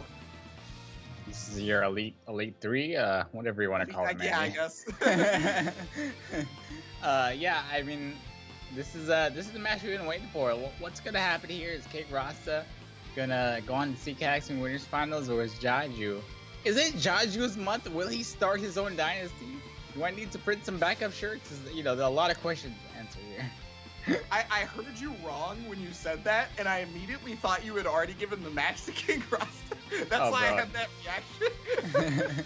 It's because I heard you wrong, though. I heard you wrong. My bad. Not over yet, bro. There's a lot, you know.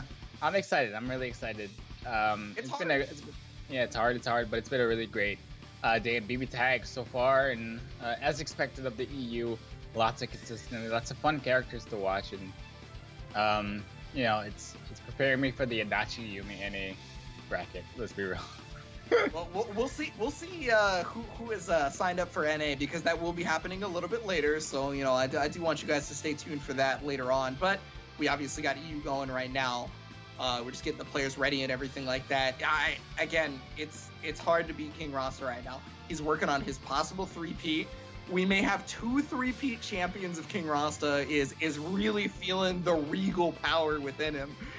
That's crazy. You know, six months, 2 3-peat champions. Like, is anybody else allowed? Is anybody else allowed to get a little, you know, some of this amazing prize money? You know, they pay out the top 4. Everybody is allowed to try. Yeah, sure. Everybody is allowed to try. You can go to compete.playstation.com if you want to attempt. But I want that 400. Dethrone Kings. I want that 400, man. All right. Well, I mean, we'll see. Well, it's gonna be game number 1. Letting the intros rock to is the 2 seasoned players. They know they gotta let the intros kind of play out.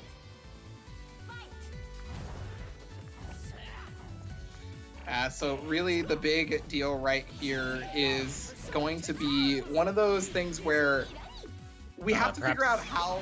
I think they're probably going to restart the match here. Yeah, because, looks like maybe a button check or. Yeah, something like that, because Jaju Kikuja J just stopped moving, right? Maybe his controller got disconnected. I don't know. So the thing in this matchup that I'm going to particularly talk about, I think, is heavily important, is always going to be versus King Rosta, how you deal with Yosuke. Because that is the mileage character for King Rosta, right? This is the character that just makes it so that his opponent just has no recourse, right? Nothing that they can figure out what to do versus. Because we saw in the one of the previous matches that Moonsault put in so much work. How do you stop him from sitting at the top of the screen and moonsaulting his way around you? You know, could it be Hilda 4P? What else? That's the question, Bonic. You know, no one has the answer, obviously, because this man has won the last 2 months in a row. So I think what's really funny, you know, a little aside, even though that was obviously a button/tech check, that looked like a standard Yosuke match to me, bro. That could have been game number 1. I wouldn't have said anything, bro. Yosuke dashing in there, getting the hit, in the same moonsault combo over and Yosuke players did. Hey, look, Yosuke is good at 1 or 2 particular things, and they will do those 1 or 2 particular things over and over, because if it ain't broke, why fix it, right? Yep. Don't get me wrong. I don't want to sound like a hater, man. I've just, I've been playing against Yosuke for a long time. 3 games worth of Yosuke is like 3 games too many for me personally. But, man. I think we're the match finally getting started. Okay, already a good start for King Rosta here. It kind of looks like the previous match. Oh, wait, is this another connection check? I think this is a connection test. Okay, yeah. Are you sure? Well, I think they may be having some connection issues. Is what I'm guessing. This is just King Rosta putting in work, man.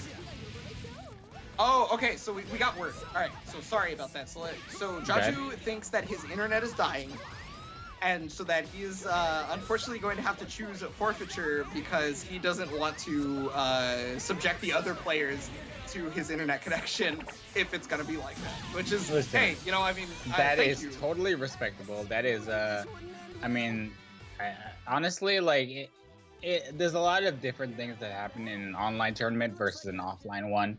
And that's one of the ones you gotta take in consideration. Sometimes, I mean, I've had internet problems, with my provider often. So in the same situation, I think I would have done the same thing. I totally respect that.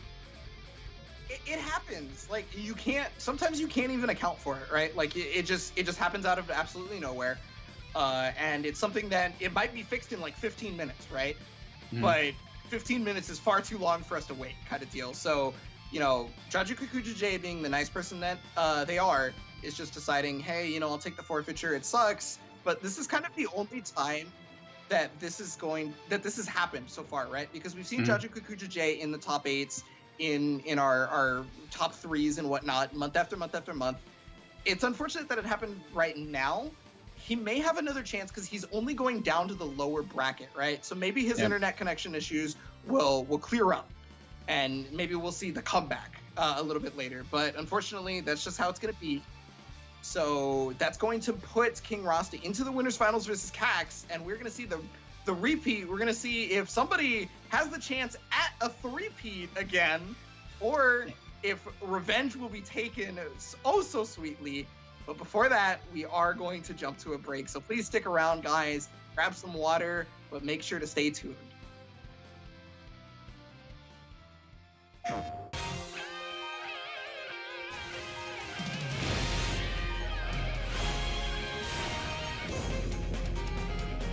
Really struggling with the solo job. Oh no!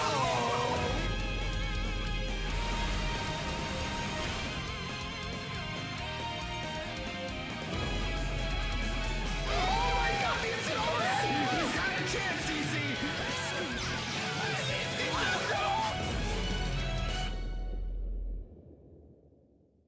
PlayStation.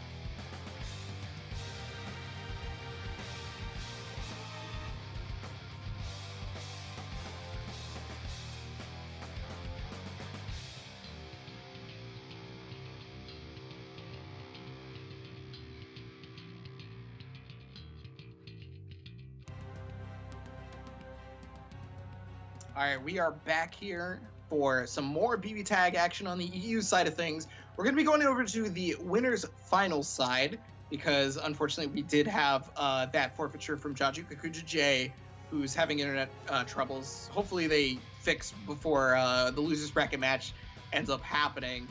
But we get that winners final action.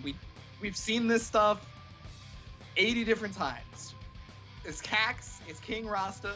80 might have been an exaggeration, but whatever. It's it's not a big surprise. I mean, honestly, dude, I can only imagine how many times these guys play off stream at offline events, or even like, I don't know where they live, just like maybe they play as friends. I don't know, dude.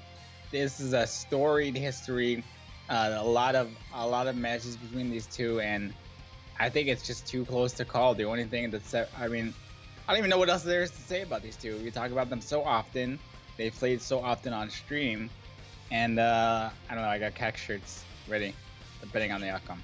All right, I know you guys are ready. After that last match, I feel like the bankroll is being prepared for you for those shirts. The online purchases, there's pre-orders rolling in right now for the Cax's back shirt. I'm ready. I'm ready this time. That's only for sure if Cax is able to take down King Rosta in this upper bracket final. Not because that will win them the tournament and guarantee the revenge, but that puts Cax in a much better position to be able to take the whole thing due to the fact that they're in upper bracket. So if King Rosta comes back through losers, they have to win 2 seconds, right? That's I know they've done it before, but that's still not easy. Listen, again, I just want to say I'm glad I'm sitting behind the computer, not behind the controller for this match. Seems like a lot of stress for both these players, but only one can come out on top. Cax versus King Rosta. Let's see what happens. Upper bracket finals from 2 of our best competitors here in the Open Series. Let's get it. And you were talking about, before this match, you were talking about one of the things that Cax really dislikes in BB Tag. What was that?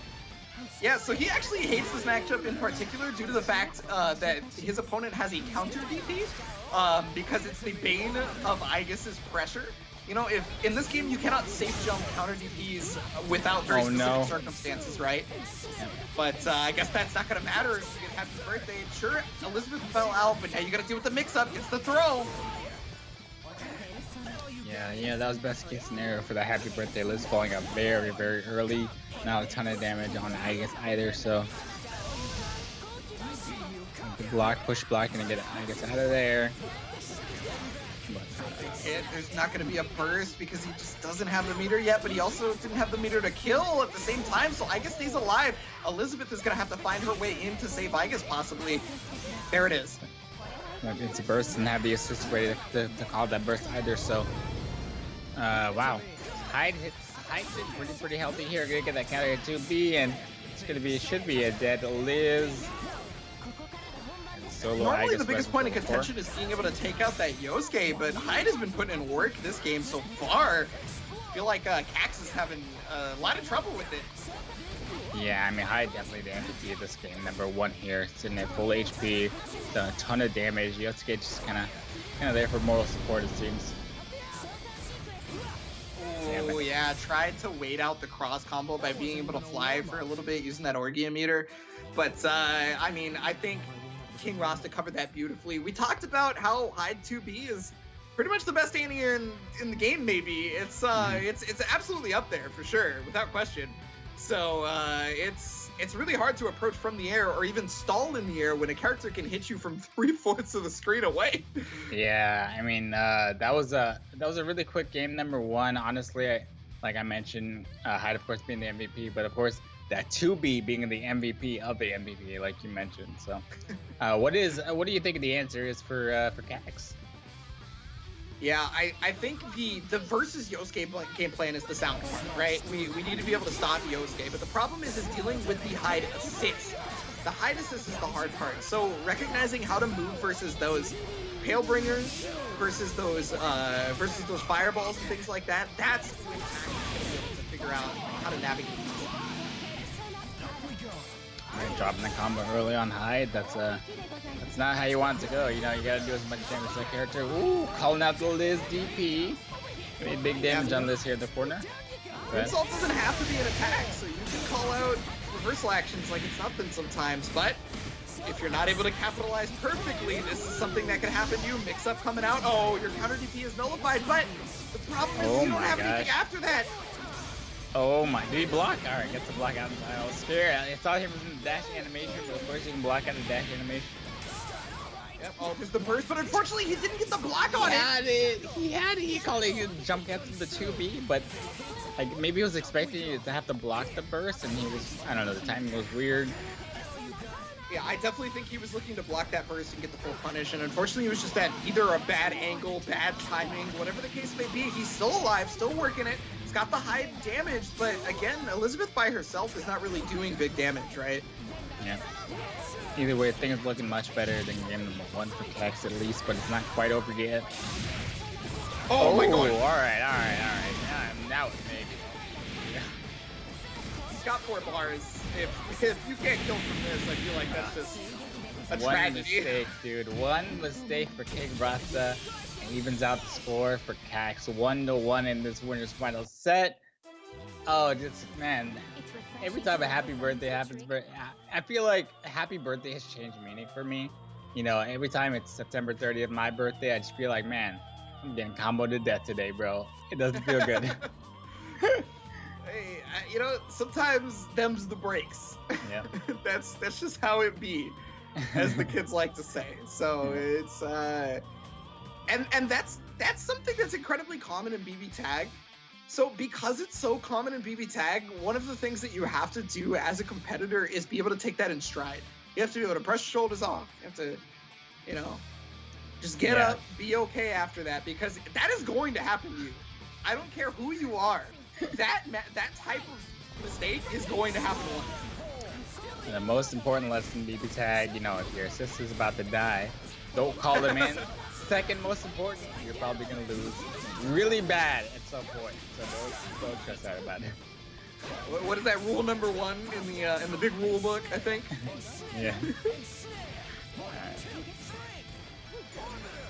You know, I think like, you know, like we mentioned time and time again, though, Hyde, really the MVP of this match is probably what Kex wants to focus on here.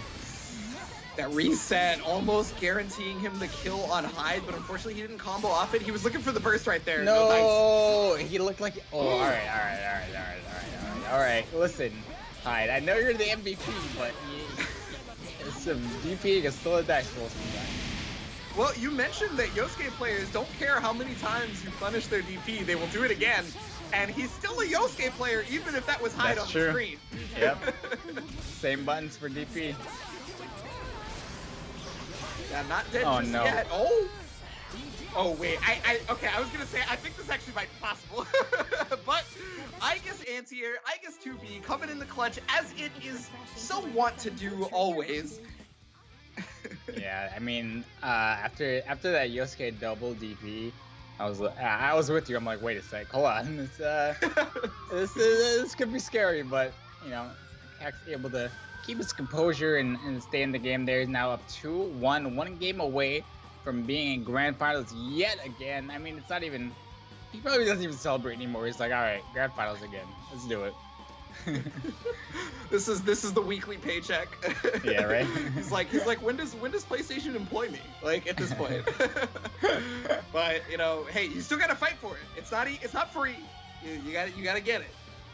And while these two are guaranteed the top 3 payout, it's really a matter of getting that extra, you know, 100 for each match after. Yep. Okay, Elizabeth Laser coming in the clutch to be able to save Aegis. She's gonna just fly away, take those rockets in stride. That Hyde assist is so strong. That is just negating Elizabeth. And look, all of that damage on Elizabeth is pretty much just from taking the Hyde fireball. Oh, drops the combo full screen. Have a weird combo to confirm. Ooh, Moonsault hitting from who knows, behind, forward. Got counter hit, so it doesn't matter. Oh no! ran directly into it with Elizabeth, and Igus was already still in the combo after the active switch. That wasn't even a situation where he broke rule number 1. That was just a situation where King Rosta capitalized beautifully on him trying to get the character that was going to die out. He was like, no, that character is mine. And then when Cax tried to save Igus, it actually ended up being the final tie in the news. Listen, Ebonic, I gotta be completely honest here. Game 5, I'm not surprised at all. This is exactly what I expected. We're gonna be seeing both players desperately fighting to make it to grand finals, and honestly, dude, I wouldn't be surprised if we saw kind of a run back here in grand finals whenever it happens, no matter who wins this match. We gotta figure out who does it here. Coming in right now. Okay, yeah, he wants to be able to stop that Yosuke immediately and does exactly that. He actually also called hide at the same time, so that means he's not going to be able to burst this. Yosuke is in a world of trouble. Goes for the command grab, but it gets countered. Oh, no. Tried to grab the grab. That was such good reactions. That was incredible. So he recognized that the Persona was the only thing that got hit by the hide fireball, so he activated cross combo because Elizabeth didn't get hit, right? So he can call another fireball to be able to convert from full screen, and look at what it's got him. It's got him possibly a dead Yosuke.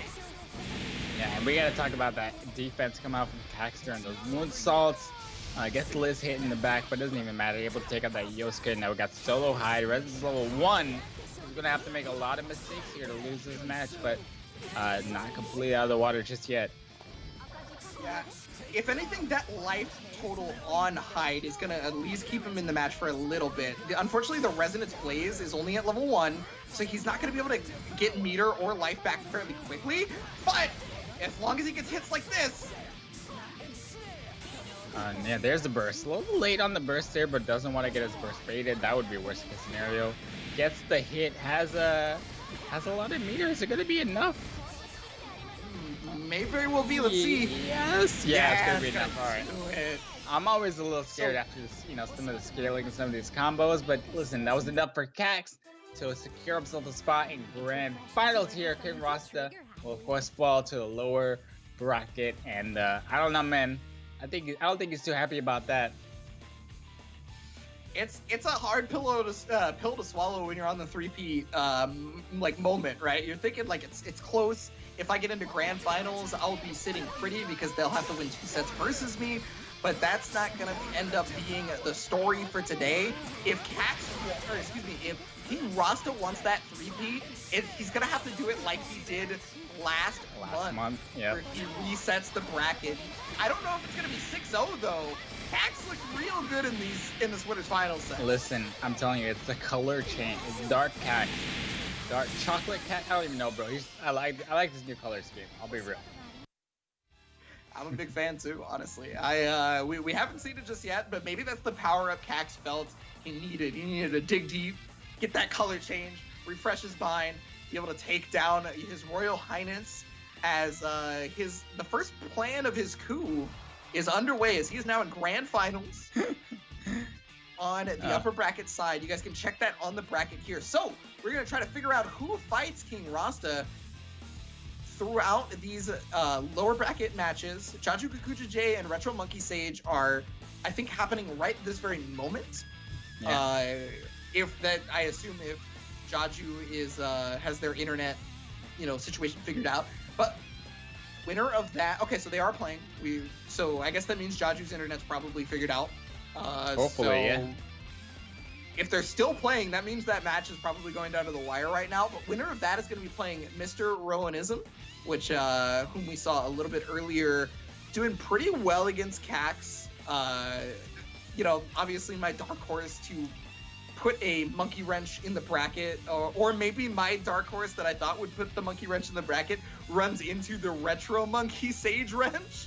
Oh, I don't know. Dude. We'll see. It's too meta. It's way too meta at this point. Let's be, I think this is gonna be interesting because we could either see what could be an upset or the mixed standard going on in the EU November monthly final bracket. Either way, I'm excited. I think even seeing the same matches, month after month, it's exciting to see how their play evolves or how their as a player evolves, in these brackets. So whatever happens, I'm happy. Yeah, well, while we try to figure that out for you guys, I think we're going to kick it off to a quick break, I believe is what I was just told. So if you guys can just stick around, we're going to figure out who's going to be fighting row 1 to then, determine our top 4 after that. And I honestly can't wait because we've gotten down to the nitty-gritty for this. So please, again, stick around, guys. We got more BB tag action coming your way.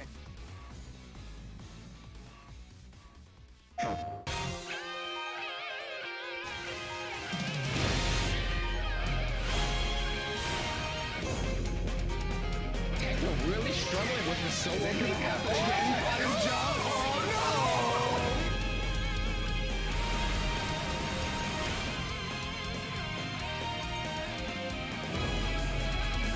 Oh my god, he's already! He's got a chance, DC!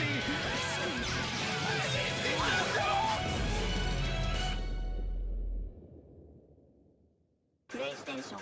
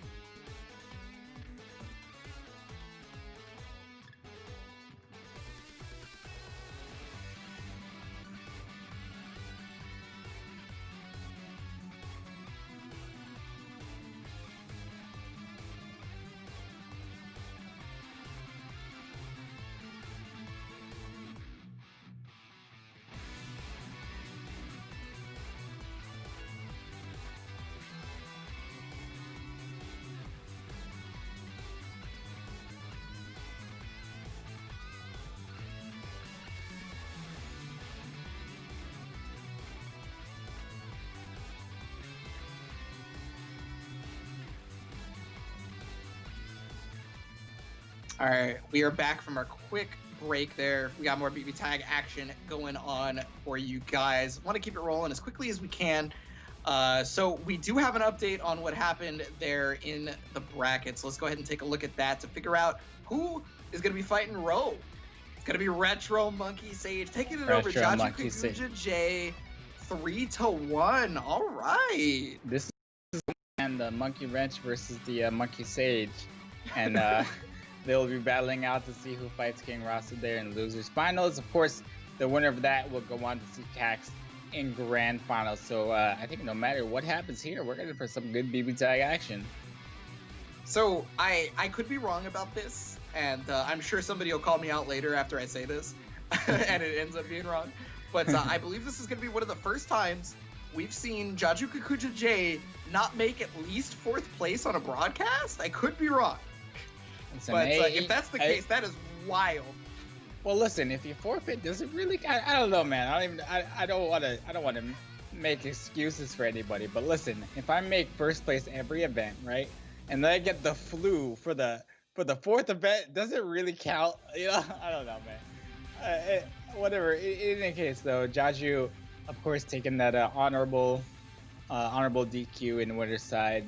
So whatever. I mean, at the end of the day, we know he's an incredible competitor, so nothing bad against that. But now we got our losers semis match. You Naoto. Wow. You Naoto Punch, I should say, versus Hilda Chie. So I think what's going on here is I guess maybe Retro does not want to play the mirror match versus Hilda specifically, because Hilda with Chie would bring a specific thing that Retro's Mika Chie could not bring, which is the zoning factor, right? Mika and Chie both just get blown up by projectiles. This team, however, can deal with projectiles far better. Interesting. I really thought Naoto Punch would have a hard time with Hilda, but I don't know. Maybe the offensive pressure is just too much for her. Naoto's got great mobility despite that. Oh, that was just very smart bionic arm right there. Okay, baits the throw. That should be a dead Hilda. And wow, already character down. Looking great for Retro Monkey Sage. I think the counter pick idea was sound, DC. It's looking pretty good right now, but of course this is only game 1 of at least 3. Oh, got the bar to work with. This may actually kill. Yeah, cross slash, resonance version. Gonna be the dead spike super. Oh man. No. All right. What a quick game number 1 for Retro Monkey Stage. Says, you know what? I don't need Hilda. I don't even like Hilda. It's Retro is the Chie Mika normally, so. I'm sorry, yeah. Well, was I wrong? Does he like Hilda? Apparently not. You know. I guess not. Yeah, because he partnered. He said a hit squad after Hilda because she did not survive. Absolutely.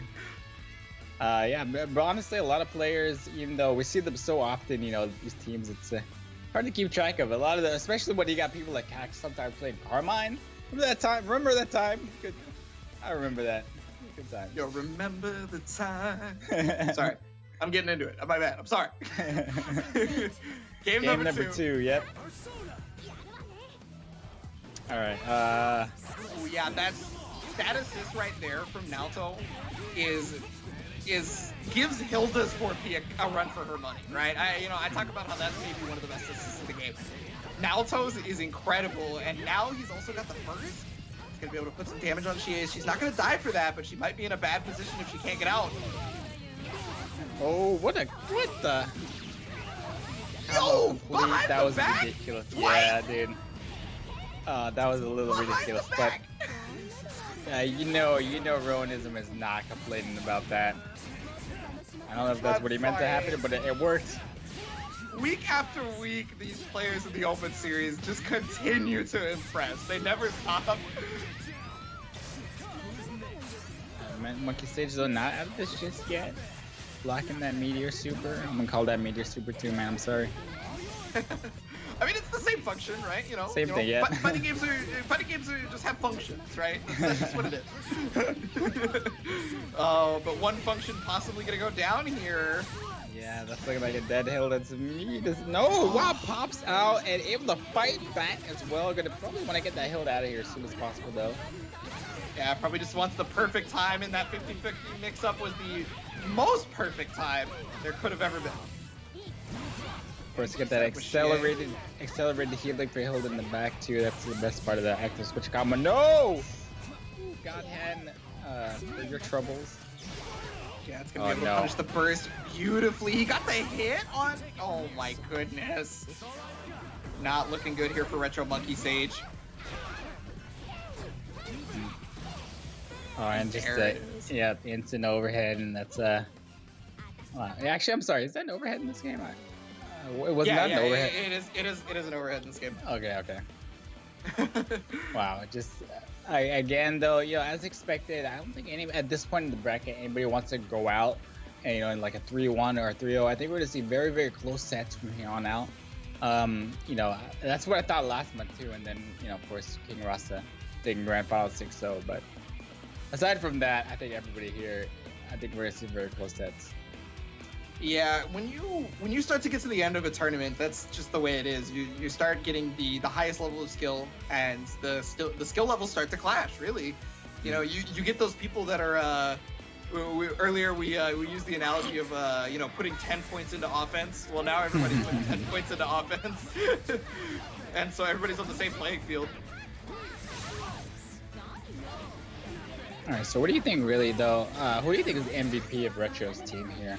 I feel like In the first game, it was Naoto for sure. It's surprising because it's a character you don't see very often. But why do you think? Like, what's wrong with Naoto? He's obviously not as hard as he is in the BlazBlue series. So why is no one playing him? I think he's only rare due to the fact that people just like the characters that they've been playing, or they like other characters. Because Naoto and Narukami are two of the best characters in the game, free, without question. I will put money on that. Like, it's always funny, in this matchup. Even if you catch a character, sometimes Hilda will be like, there in the back to break your combo. So nothing is ever real.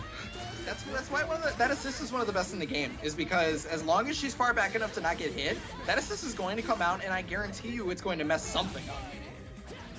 But there is another assist that can rival Hilda's. Has one of the highest ranges while also being tied for the fastest assist in the game. The mix-up right there on the throw. It's the corner mix-up. What is it here? Wow, JC gets caught, and now it's going to be a Naoto combo. It has a ton of meter, but it's going to trade the super. Okay. Yeah, wanted to make that as first safe as he possibly could, because Phantom Pain, the double kicks you saw right there, actually initiates a first lockout, so the opponent can't burst out. Oh, no. That was the smartest reverse lag I have ever seen. It should have worked. It should have worked. Big gamble. I'm talking about the Hilda one. Oh, that saved him. If he didn't do it. Dude, oh my God. I feel like that big gamble should have connected, though. I'm so sad. Alright, so what is the mix up here? It's a resistance plays. It's an overhead. Doesn't complete the combo, though. Yeah, he's got to make something happen right here. And he's got to deal with the 50-50. Doesn't opt to go for it. Might want to use a push block. Yeah, I got out of it. It's an overhead situation. But double overhead. Drops the combo. One more chance. Gets a grab. What was there? Does he have a grab? Not a real lot. combo, but... Okay. Oh no! Oh no! What a scramble, dude! That was so sad. That was crazy. I'm like, gets the hit confirmed with the jab, but doesn't complete the combo, but it's fine. Oh my God, my heart was can't handle this anymore, bro.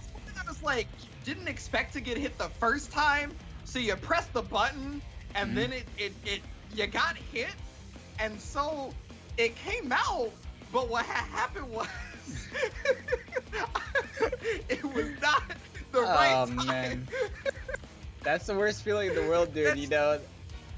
I'm telling you, BBSI, you can never trust your opponent. Always assume you're gonna fall out the combo. Nothing is real. Oh man. Yeah, well, that's basically one of those never give up situations. You gotta check it, and it's either that or you're panicking just a little bit too hard, and it happens anyway. Quick 7K, nothing cheer. About half of the life on that Narukami right there. Yep. Okay, full conversion. So is it the end of the Hilda combo, or is he going for a reset, or is that dropping? On the Hilda. It looked like a Hilda mid-screen combo. I've seen it drop a Hilda mid-screen combo. It looked like it dropped a couple times, but I don't know if he's going for a reset or. Yeah, that one looked like a drop to me personally. I couldn't tell. I couldn't see any sort of reset happening right there. But Flying Smasher actually connecting because of the backdash. Jaju's gonna help out there, and yeah, it's gonna be hard to contest Naoto air buttons, but she is probably one of the fastest characters to be able to do it with her JA. Yeah. And also, if he just runs into meteors like that, if he hits that Chef by RPG a little bit too hard. Alright, still didn't get a lot of value out of this Resonance Blaze, unfortunately. I got a little bit of HP back, but I mean, I'll be real with you, I think we might be sitting at game number 5 here. Oh yeah. The blender combo is stuck in the blender, and of course Rowanism is gonna go up. It's gonna go to 2-2 now. We will indeed see that game number 5. And yeah, again, close sets all around. I think it's gonna be like that for the rest of the bracket. Hilda, bro. Hilda players, man. What? I'll put a stop to them, bro. They're everywhere. It's well, I mean, one of them's gone, I guess. Sure. Retro Monkey Stage already beat one. That was Jaju, right? So Ro is the last one for him to beat, unless if he beats Ro, and then for some reason Cax or King Rosta just randomly pulls out a Hilda, I might lose my mind. But Listen, if Cax loses the first set of grand finals, anything could happen. Anything. Like, so. Well, hey, last month when Cax lost the first set of grand finals, we saw Carmine. So I'm just. All right, game number 5 here. Right now, we gotta get to that point first. We gotta see who can even fight Cax, and right now, Retro Monkey Sage is looking great. So at the very least, fight Ro, to be able to take down Ro. Big damage coming out from this corner combo, and no burst available. Gonna go into super. Oh, almost 10k. I don't even know what the mistake he made was. Oh, and that grab. Where's the burst? No. What's that? Grab combo. Like 60 different times, and none of them ended up working out. It's super unfortunate. Yeah, that was weird. Oh no, the Chie DP. That's the worst feeling in the world, bro. Your opponent has so much time to punish. Yeah, but that one ended up not being counter hit, and Retro Monkey Sage wasn't ready for it. So she stayed alive, but Hilda did not. That's comboable. Oh, he did it too early. Yeah, I mean, drop combo there, but I think he's sitting really pretty here as he moves on to Losers Finals 3-2 over Mr. Rowanism. The Monkey Sage beats the Monkey Wrench in a very close set of loser semis. And, well, rest in peace, Hilda. That's all I gotta say. Yeah, you were saying that Retro was sitting pretty. Retro was the prettiest man I've ever seen in my life just now. On the front of a magazine, that's how pretty he was sitting. That was definitely GQ status, bro. That was a fun set to watch, though. Naoto, like I mentioned, the character you don't see very often, but incredibly hype. I mean, oh, great, dude. I have nightmares every time I see that Chie DP miss. It's just, why are you still kicking, Chie? You miss. You miss. Give it up. She's committed, all right? Yeah. She gives it 110% to whatever she does. And then right there, that's one of the few instances in the game where someone can combo off of a reverse lack with what Murakami just did, but unfortunately he did it a little bit too early, wasn't ready, and it ended up not mattering anyway, as Retro Monkey Sage is going to be versus King Rosta in the lower bracket finals, and this is going to determine who is going to be able to fight Cax. Will we see a new champion? Will we see a three-peat? Or will we see someone reclaim the throne? Those are all the possibilities we have. I don't want to call it just yet, obviously, but just think about last month, you know, of course, King Rosta taking Grand Finals 6 matches in a row. It's going to be very difficult for Retro Monkey Sage. I think King Rosta is just so experienced.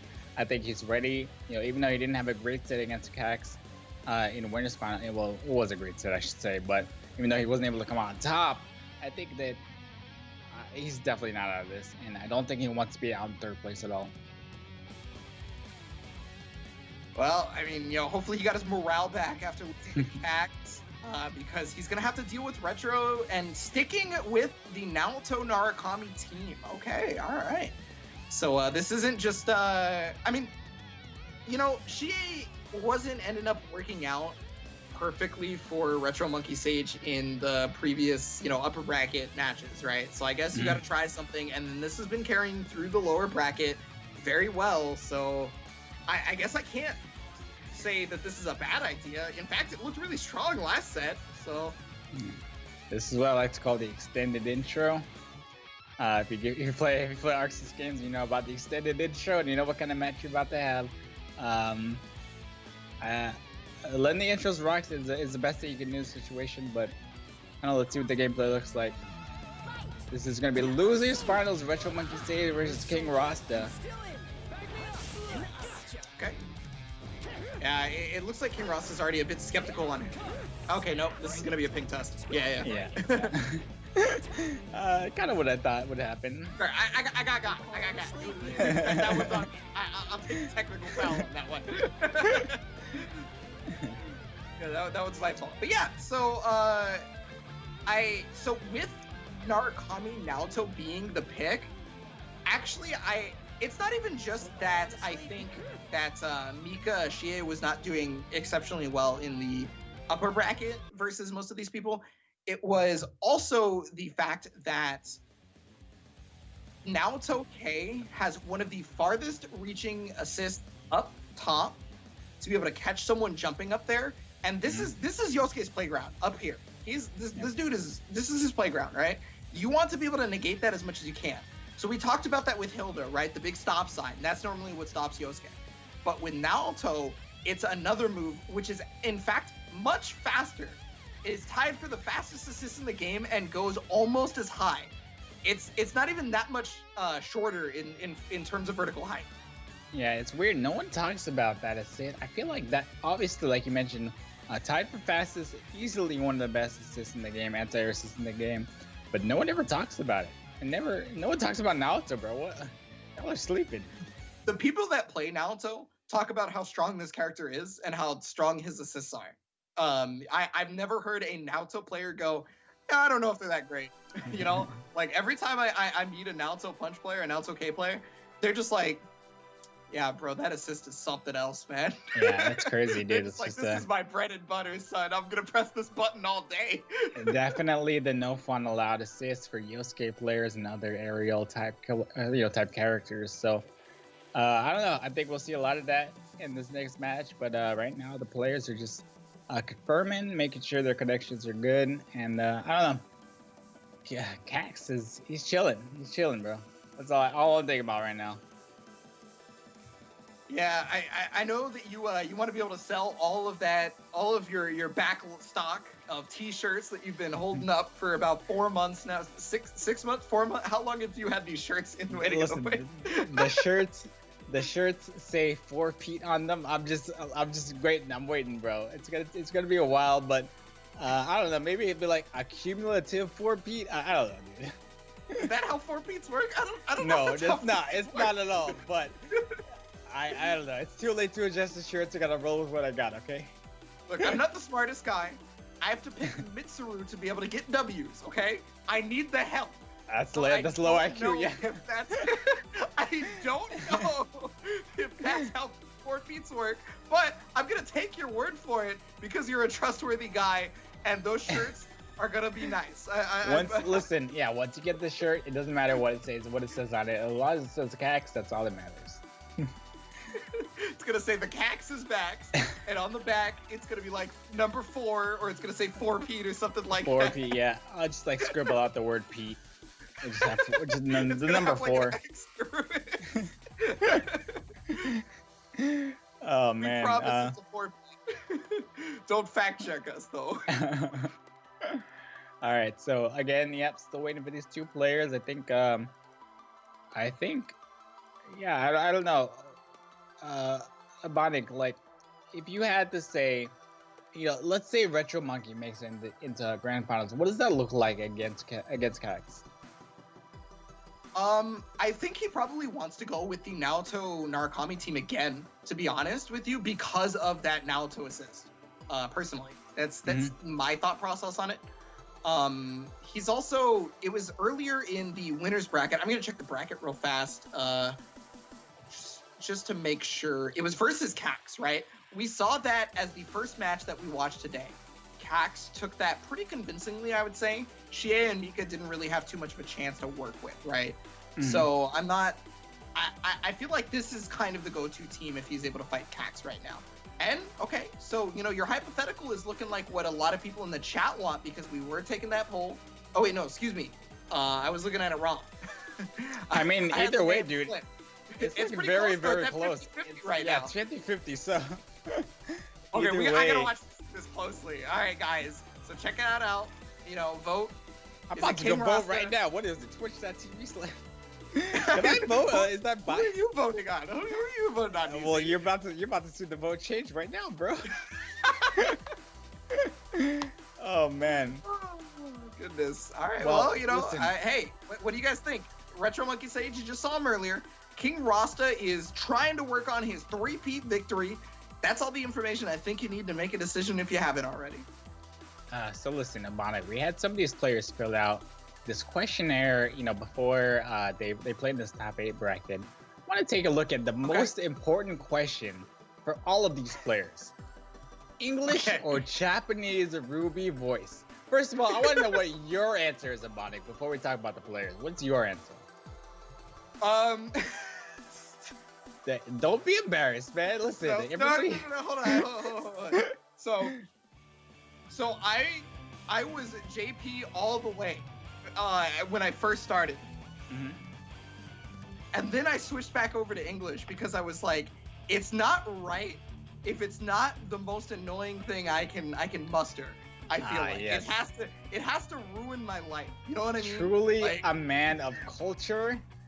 That is the most important thing to me personally. You got to make sure your opponent is as stressed out as possible to not block those overheads and not block those mix-ups. King Rosta, Retro Monkey Stage, we got, let's see, King Rosta saying he likes English as well, might as well go for full suffering. And again, that's just like us. Yep, that's exactly what he said, yeah. I guess, yeah, and Retro Monkey says English, gotta stick with the OG. So we're all men of culture, it seems. English Ruby, going all the way. All right. Okay.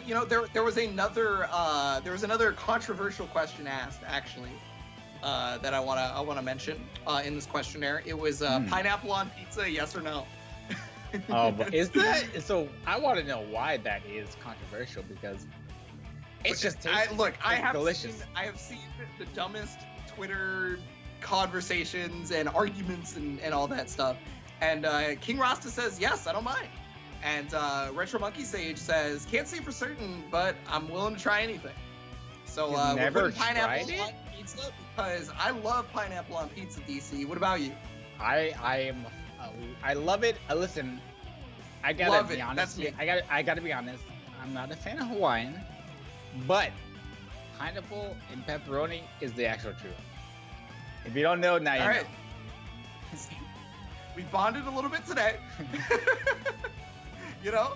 I'm with you on the pineapple pizza. The other thing, though, I do want to mention is I also asked, do they think their mains would have pineapple on pizza? Oh, no, not like this. Wait, so let's talk about their mains. So King Rosta, yeah.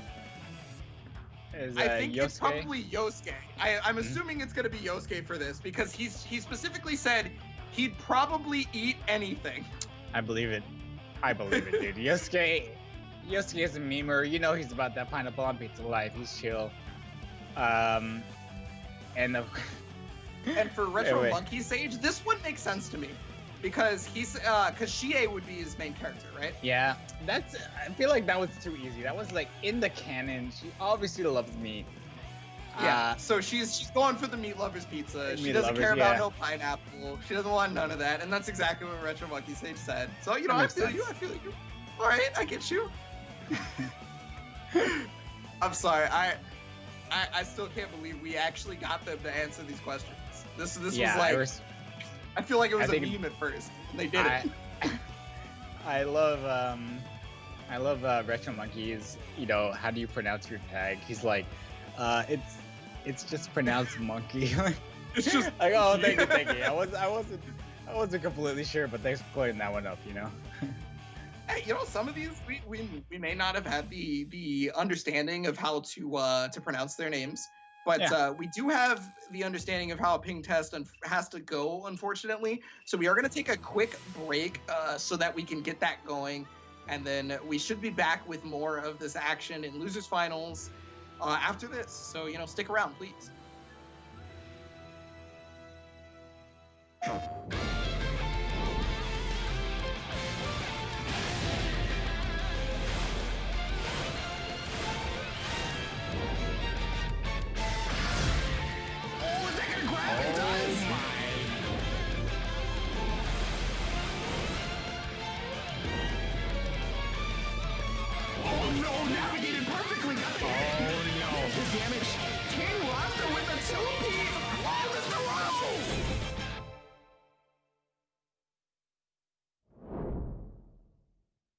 PlayStation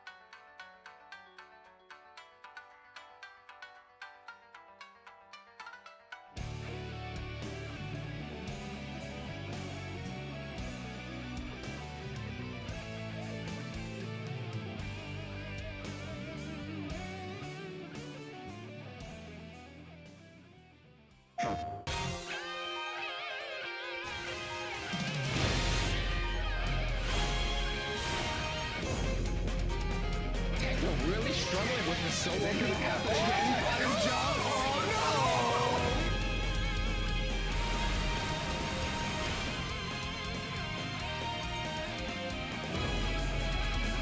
Oh my God, the instant overhead. He's got a chance, DC.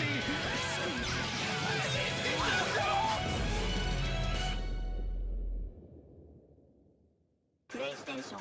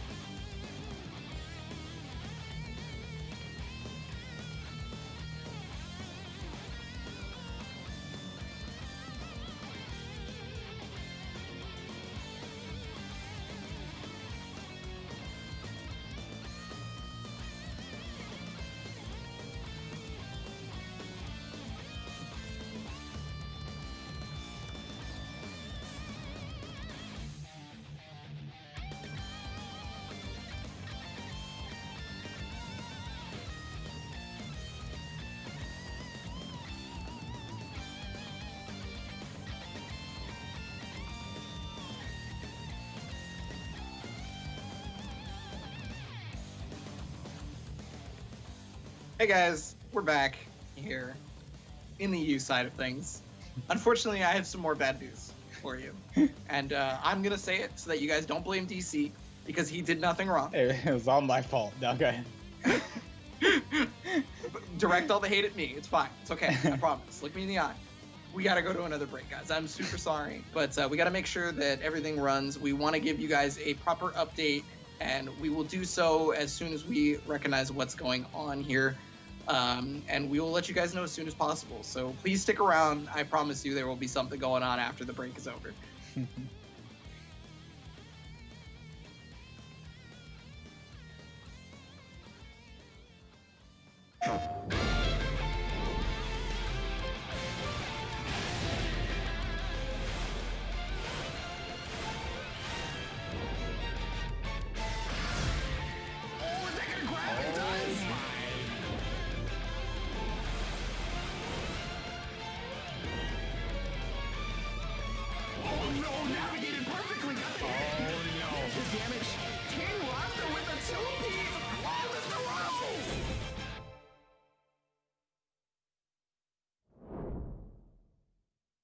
PlayStation.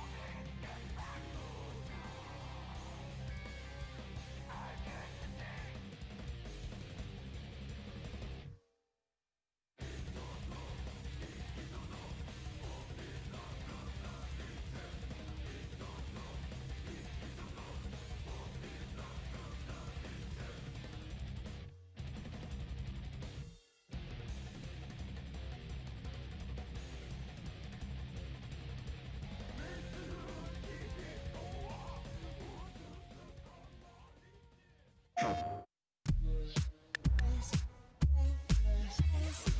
October European Monthly Finals for BlazBlue Cross Tag Battle saw some familiar faces and the same high-level gameplay. Our first double elimination bracket brought even more excitement because players got a second chance to fight back to the grand final through the lower bracket if they drop a match. The day started out with former 3-peat champion Cax taking down Zero Raziel with a 3-0. From there, we saw Kishi defeat Zaveed in another 3-0 to set up the second round Cax versus Kishi's showdown. Next up was September champ King Rosta, who continued his regal hot streak with a 3-0 win over Retro Monkey Sage. To finish up the quarterfinals, Jaju Kikuja J sent Tsubasa Knight to the lower bracket with another 3-0 victory. But it wasn't all 3-0s. Later in semifinals, Kishi took Cax to a thrilling Game 5 after being down 2-0, but ultimately, former champ Cax came up victorious with some stellar combos. But Kishi would get another chance to battle back in double elimination. From there, Jaju Kikuja J won 3 straight games to take down King Rosta and send the September champion to face off against Zaveed in the lower bracket. Next was the winner's bracket final, Jaju Kikuja J versus Cax. Cax showed why he's a 3-time champion, winning in a decisive 3-0 fashion and earning himself a spot in the grand final. There was a great jump over right there. It's gonna be able to get the hit, full conversion. This should do it. Wow. Right here, right now. Oh my god. The action continued in the lower bracket semifinal, in which King Rosta handed Kishi a 3-0 loss, setting up a King Rosta versus Jaju Kikuja J final in the lower bracket for the chance to fight Cax in the grand final. The two battled it out to a Game 5 where King Rosta took the victory and a chance to defend his title. Then it was time for the grand final. King Rosta had momentum on his side and took the first set in dominant 3-0 fashion.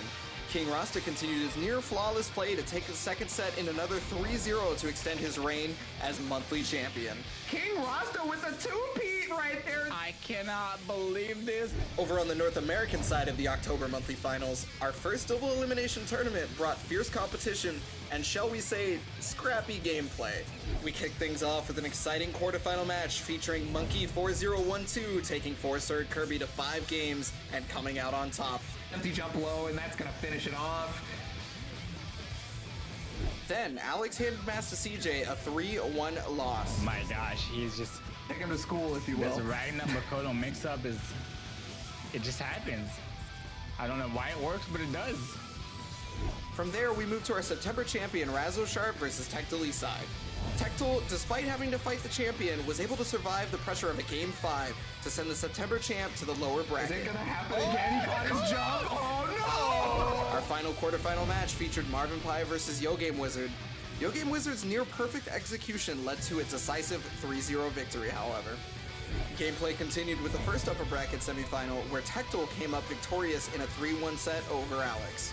Then in our second upper bracket semifinal, Yo Game Wizard's aggressive gameplay and strategic moves proved to be too much for Monkey as the Wiz takes it 3-1, setting up a Yo Game Wizard versus Tectal winners bracket final.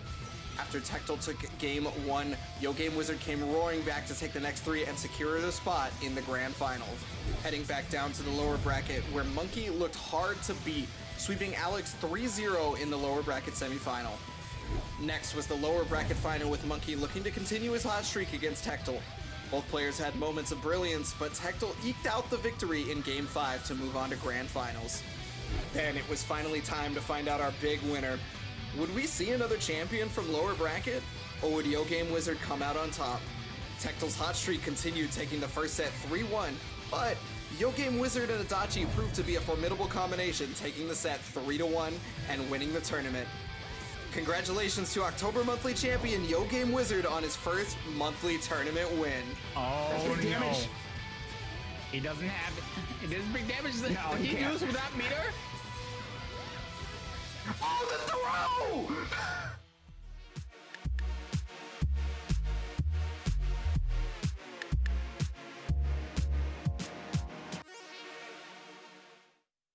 PlayStation.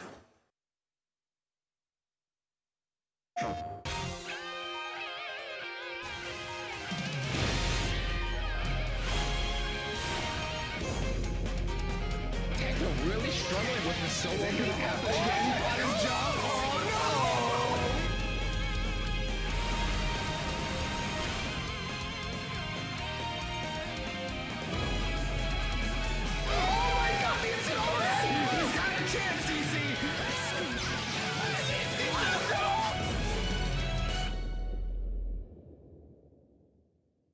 PlayStation. All right, and we are finally back. I know you guys have been hankering for it. We're here, and we have some explaining to do to you. So let's talk about what we've done so far. In that amount of time, we have tried to pinpoint what we're going to do about this little connection issue. So we've tested to see both players' connection to Cax, and they were both perfect, actually. They both perfectly connected to Cax. Both Retro Monkey Sage and King Rosta connected to Cax perfectly, yes. However, when they tried to connect to each other, it's not ended up working out. So there must be some sort of routing issue coming up. So we had to defer to the judges for a ruling, which the rules are already in place. So, you know, they had to come up with this. So because both King Rosta and Retro Monkey Sage were being far too nice about the whole situation, they both offered to DQ each other, or themselves. So instead of, you know, going through the, oh, no, I'll DQ myself, you know, instead of being nice about it, the judge had to make a ruling, so they go for a coin flip. We are waiting on the the winner of said coin. Oh, it's okay. So we just got the word. King Rosta won the coin flip. So we are going to be seeing King Rosta versus Cax. Wait. I have a question. Did he win the coin flip 3-0 or? was it one coin flip?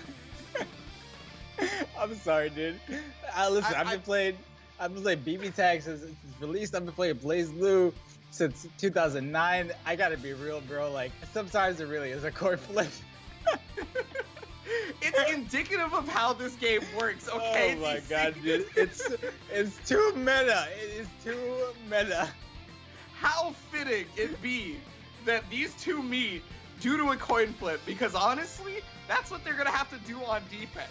Because it's a coin flip whether it'll be a left-right in terms of King Rosta, or if it's gonna be a high-low in terms of Cax. And listen, I just got some really in-depth info about that coin flip match. Apparently, Retro Monkey Sage wanted tails because his name is Monkey.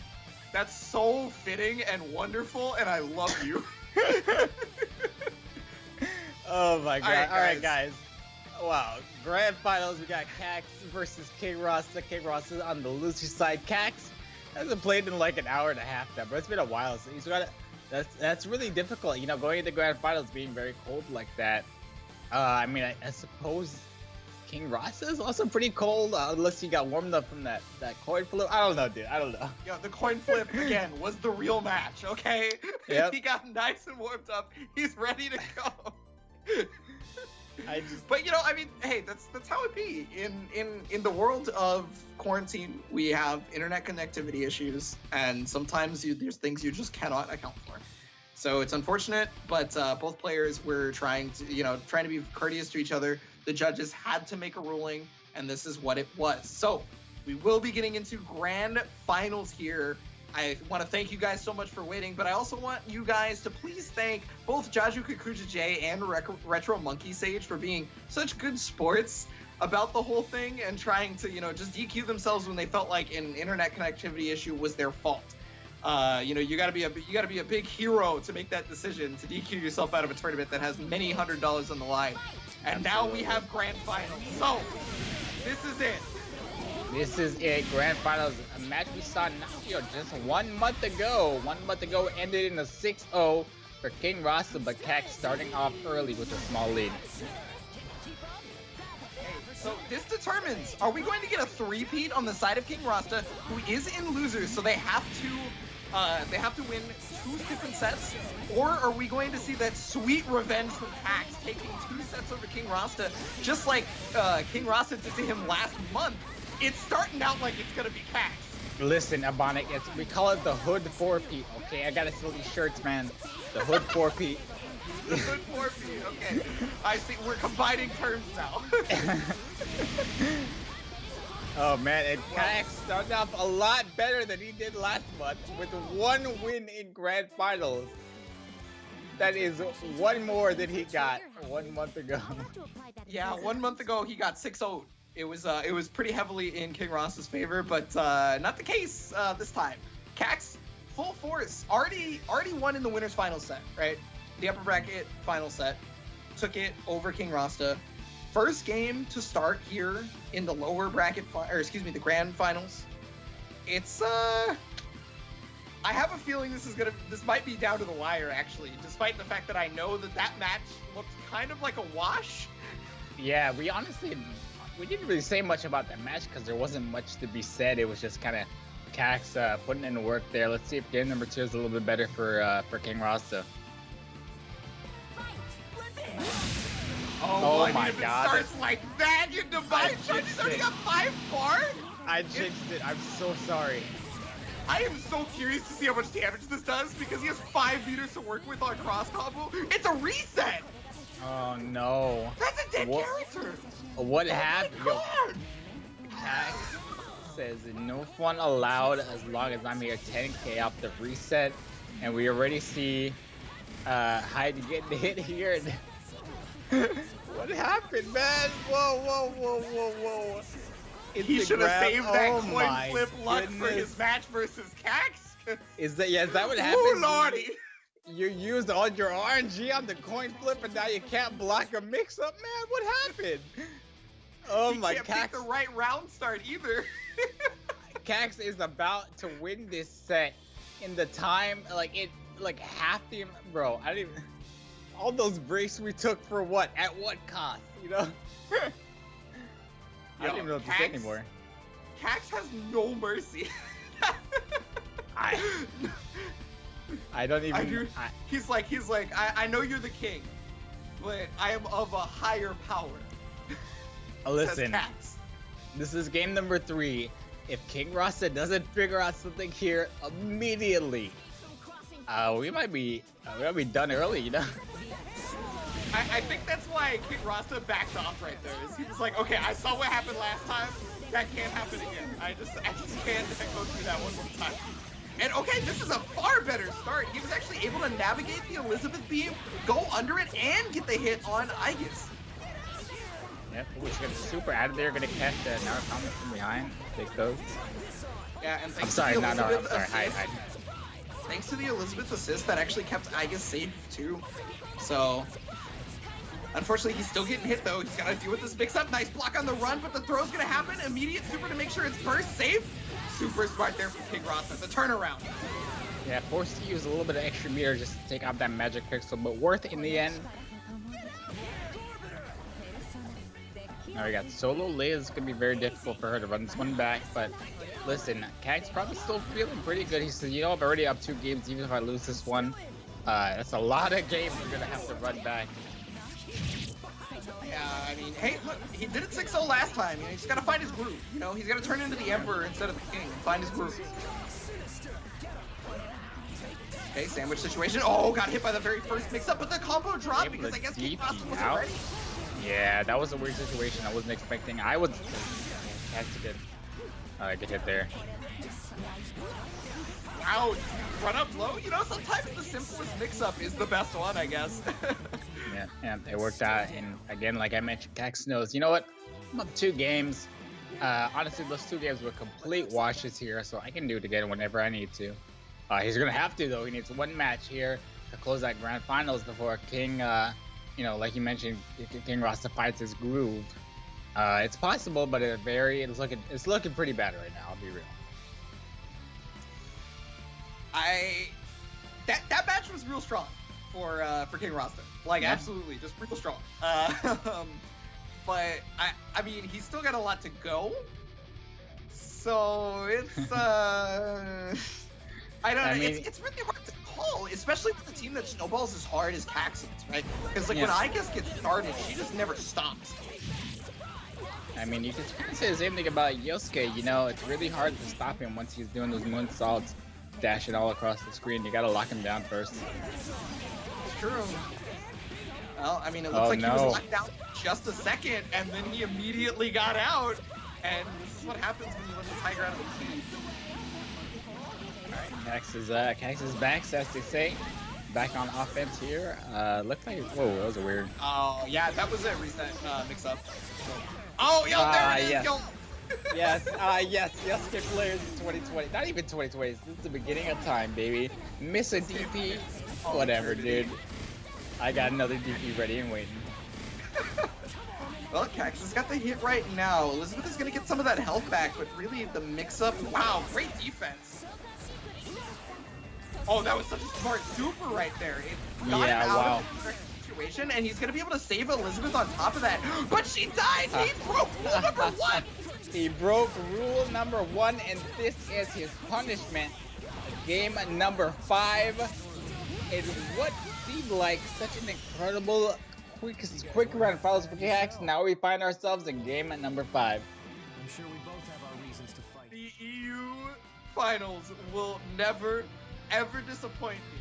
We can DQ people due to internet connection issues. Dude. We can have coin flips, and nothing they do will ever disappoint me. Nothing is real with EU. These guys are crazy, dude. You can never say, hey, this is gonna happen, because that will guarantee it doesn't happen. I promise you. Game number 5, EU in November monthly grand finals. Cax 1 game away from winning. King Rosta 1 game away from resetting. Let's see what happens. Remember what's on the line for King Rosta. The possible 3-peat. The only person who's gotten a 3-peat so far is Cax. Oh, now that burst gets the counter hit. Now my charge, he wants this hide to die. Oh, well, he just might. Oh, I think that's, with the DHC, looking like it's gonna be enough.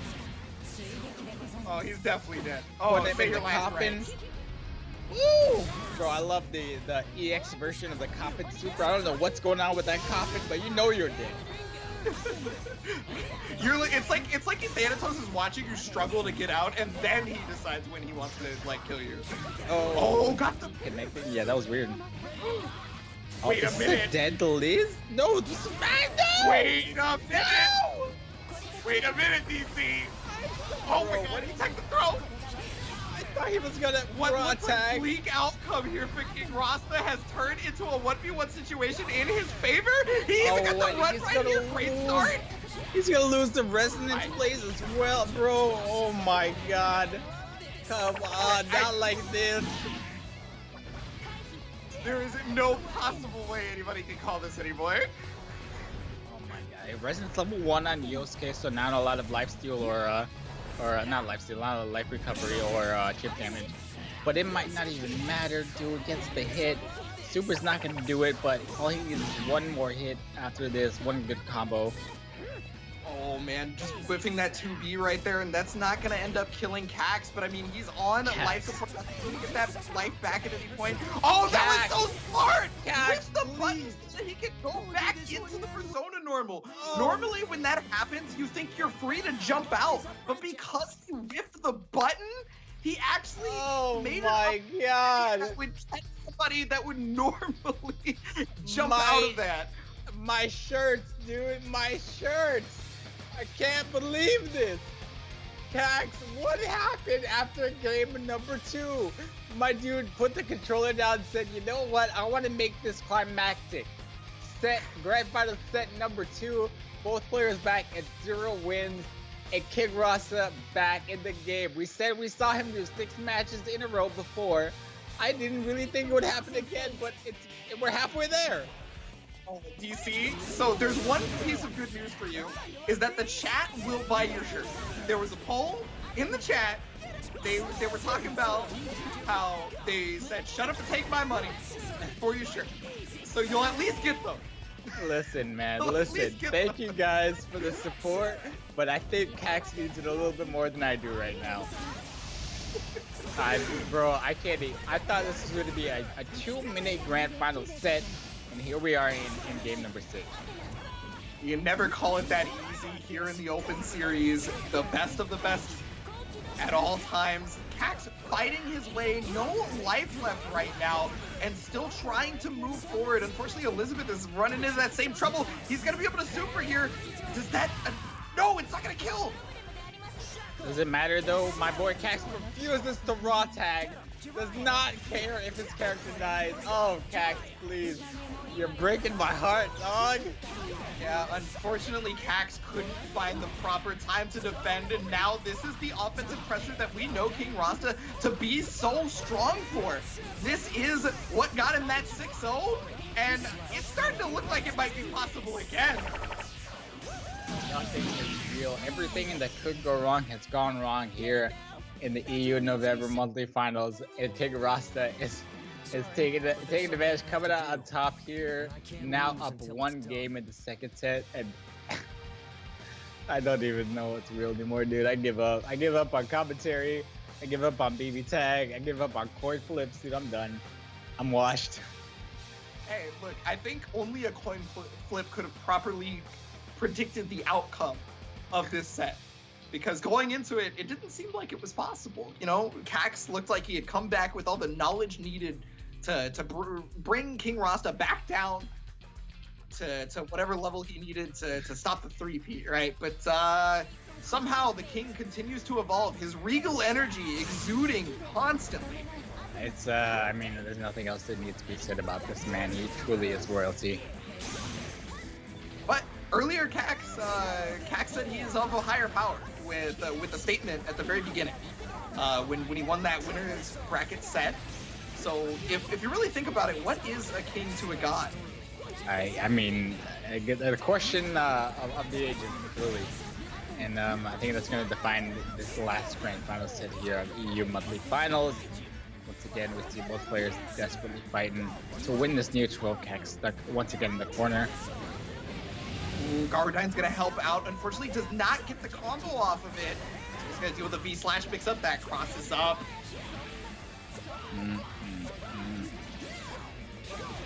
Oh, duh. Not like this, dude. Not like this. Deep is gonna get him out of there, though. Got a lot of ground to cover. Ooh! Oh, but that was so smart! Bro, I was about to say. Elizabeth with the super. Now he's gonna save his own character, but unfortunately, I guess he's gonna die due to the quickness from King Rosta to go into his own cross super. I can't believe he fought Garudai with Garudai and still ended up losing in that I guess super, but my charge here, I think that means Cax back might be against the wall here. Yeah, he's gonna need all the resources that he could possibly play with right now. Oh, Thanatos is gonna connect. He might be able to combo off this. Yes, easy money, but the problem is his resonance is running out.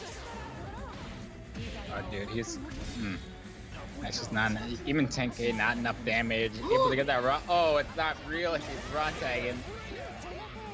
I thought that hit for a second there, and I almost lost it, dude. I've already lost it, dude.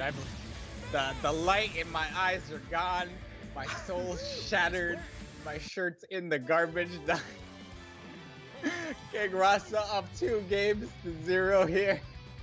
He's now 1 game away from another 6 matches in a row. Just like October, bro. I got my life flashing before my eyes. What a set, dude. It's not over yet, but wow. King Rosta's momentum is nuts. I don't even know what to say. I feel like the way he runs away with momentum is just so Yosuke player. I mean, you know, Yosuke's got the fastest run speed in the game. What character would run away with momentum harder than this? All right, let's see. What do you think Cax needs here? What do you think is the adjustment he needs to make? Again, I think it's the same thing as in the winner set, where the hide assist is the biggest thing that is stopping everybody that fights King Rosta. Because they finally come up with a game plan to defeat Yosuke, right? But then the hide assist makes it so that they can't actually use that game plan versus King Rosta's Yosuke, and that's what happened right there. I mean, I just want to say I feel like you know, we saw the raw tag there. Where were they in like the last few matches? There were a lot of situations I feel like where raw tag would have kept Cax in the match a little bit longer. Maybe his incoming character would get hit, but at least he wouldn't go down, you know, 1-2. one of those things where sometimes you can't find the best timing to be able to get out with the raw tag. But you Oh can't apparently my find the best god. timing for the He's in P-slash. his head, dude. Okay. He's in his head. He's trying to grab the Yosuke, bro. That's alright. This is it. This is his last chance here. He needs to make something happen with his resonance plays. For I guess she's able to activate resonance plays in the middle of a combo and then still continue it, so that's the good part. The problem is what do you do with this resonance plays now that it's happened? Oh, the throw. Just run He out has no grab. part to work with, though. Yeah, it's gonna be a knockdown in the corner though, and no, yeah, with no meter, I don't think it's gonna be enough to make some jump out of the corner. Oh, the GC?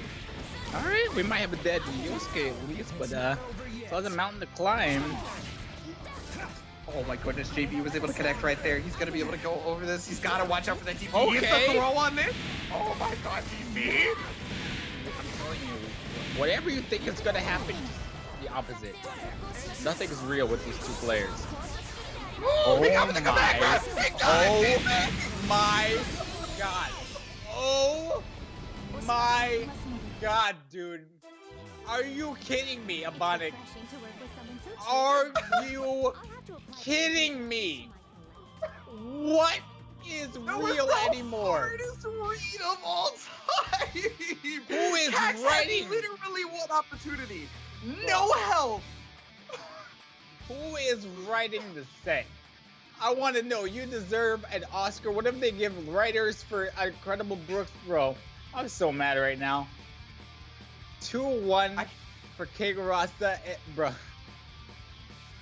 Is my heart still beating? No, Can dude, someone you're dead. check for me? You're dead, just like me. going into this game He's number 4. alive. Nothing is real. I'm just in for the ride now. Let's go. Is the Cax back? I gotta print 2 different shirts, bro. The Cax is back. The Cax is laxed. I don't even know, bro. I don't know what to say anymore at this point. Okay, he almost completely baited that reversal action, but Kingrasa Yeah. still got it. That's a Composure. Yosuke DP, bro. A little bit longer than you would expect from a DP. Okay, he was able to take care of the assist right there. That's been one of the biggest problems for him, and look at what it's afforded to him. He unfortunately did get bursted, but I think that's been one of the biggest points of contention is being able to stop that height assist. Okay, I didn't What an like that. incredible, bro. Yeah, what was that? It's an air back, Defending it's back. an air forward, bro, and it's a dead hide. Got solo Yosuke coming in, gets the DP, but you got to re-DP the wrong character, my friend. We're gonna see a game 10. A game 10. And what could have been a 2-minute grand finals, we now find ourselves in game 10. Listen, Ebonic, I say screw it, man. Let's just flip another coin. Might as well, right? Why even bother? Only in the PS4. Do Open another series. coin flip, dude. Only here. Unreal. Unreal. Can you imagine if this was offline? The crowd would be popping off. I know you guys are popping off at home just like me and Ebonic. I'm trying to game contain 5, myself. If Bro. this were an offline event, I would have thrown a chair by now. This is Bro, insane. I'm about to get a noise complaint here in my apartment, bro. Game number 5. Let's do it. The coin flip begins. This is it, guys. Grand Finals, Game 5, already a start for King Rasta. Immediate burst. He doesn't want to give any inch of momentum here to King Rasta, but Cax is trying to get a little momentum. Now, he knows that this is an Elizabeth combo, so it's not going to do big damage, but it's the setup afterwards. Oh my god! What the fuck? Oh my god, not like this, Cax. And somehow Cax staying alive because King Rasta didn't have the partner bar to be able to continue that combo. He's going to catch Oh, Yosuke out what? here. The burst It is picked possible up. here. Alright, slight drop. And there's the burst as expected. I guess. Oh my god, He got another happy birthday. As Cax has one chance here. Instant versus Blizz. What's the big stop? Ooh, instant overhead. Getting all that HP back. Alright. Oh, that's not a projectile, so it does not stop, or it does stop the extra skip. He's actually going to get over 10k damage on this. If he doesn't drop it like that. Alright, I respect that. Listen, man, it's game 10. They gotta go for some crazy stuff sometimes. Jumps in, misses the anti-air. Oh, he has the assist. Oh my gosh, dude. He had the assist ready. I thought it was a 1v1, bro. My mind got erased. And there you go, ladies and gentlemen. King Rosta is your winner after 10 games of Grand Finals. Completes the three-peat of his own. And oh my god. I got nothing left, Ebonic. I'm done, dude. I honestly can't quit. believe it. I am legitimately in awe. That was everything I needed in my life, and I didn't know I needed it. That was everything I dreamed about. Oh Listen, my man. goodness. Who needs Disney World when you got the roller coaster right here in Grand Finals, man? I am done. You will not see me for NA Finals. I quit. I can't do it alone. That was ridiculous, dude. I can't anymore, man. Okay, there you see it. Okay. There you see it. You talk. I can talk. After the DQs, the coin flips, and 10 games of Grand Finals, we see King Rosta taking it over Cax 3-2, 3-2, and I don't even know what else there is to be said. The thing that I have to say is EU will literally never disappoint me. I don't know. We could be playing the most boring sports in the world. We could be watching paint dry, and these EU players would just find a way Bro. Entertain me so much. That was ridiculous, and honestly, guys, I think that was one of the best Grand Final sets I've ever watched, dude. That was crazy, just so back and forth, impossible to pinpoint who's gonna win. After game 2, I'm like, all right, well, time to get a long break. You know, maybe let's take a nap or something. Oh, if you had told me we wouldn't see 10 games after game 2, I would have laughed in your face, dude. But there we go. Wow. So, the thing that we got to talk about is, surprisingly, that is not the end, guys. There is more PS4 Tournaments Monthly Finals coming up, and we have a newcomer to the lineup. It's going to be Under Night in Birth, EXE latest, Uniclear, coming up. You know, in case you didn't get enough Hilda play today, I mean, plenty more Hildas where that came from in just 3 days, or 1 day, I should say. Man, I'm still reeling, dude. I'm still stressed out. Well, guys, so we do have the NA monthly finals later today. That's going to be at 2 p.m. PST, 10 p.m. GMT, whatever your time zone might be. Maybe you're, one of these European times. If you guys liked that action, I think you're going to like the North American action. And before we go, DC, I got to say, EU, I don't know what you guys want. DM me. I will give it to you. That was worth it.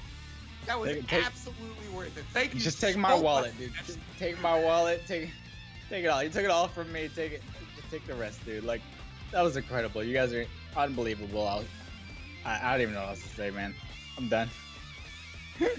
Well, that's gonna do it for us, guys. We're gonna get on out of here, but I want you guys to come back for the North American Finals, which again, 2 p.m. PST, whatever your time zone conversion for that is.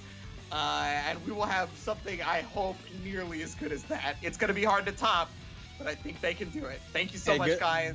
Good luck, NA. I'll see you guys in just a few hours, man. Don't go anywhere.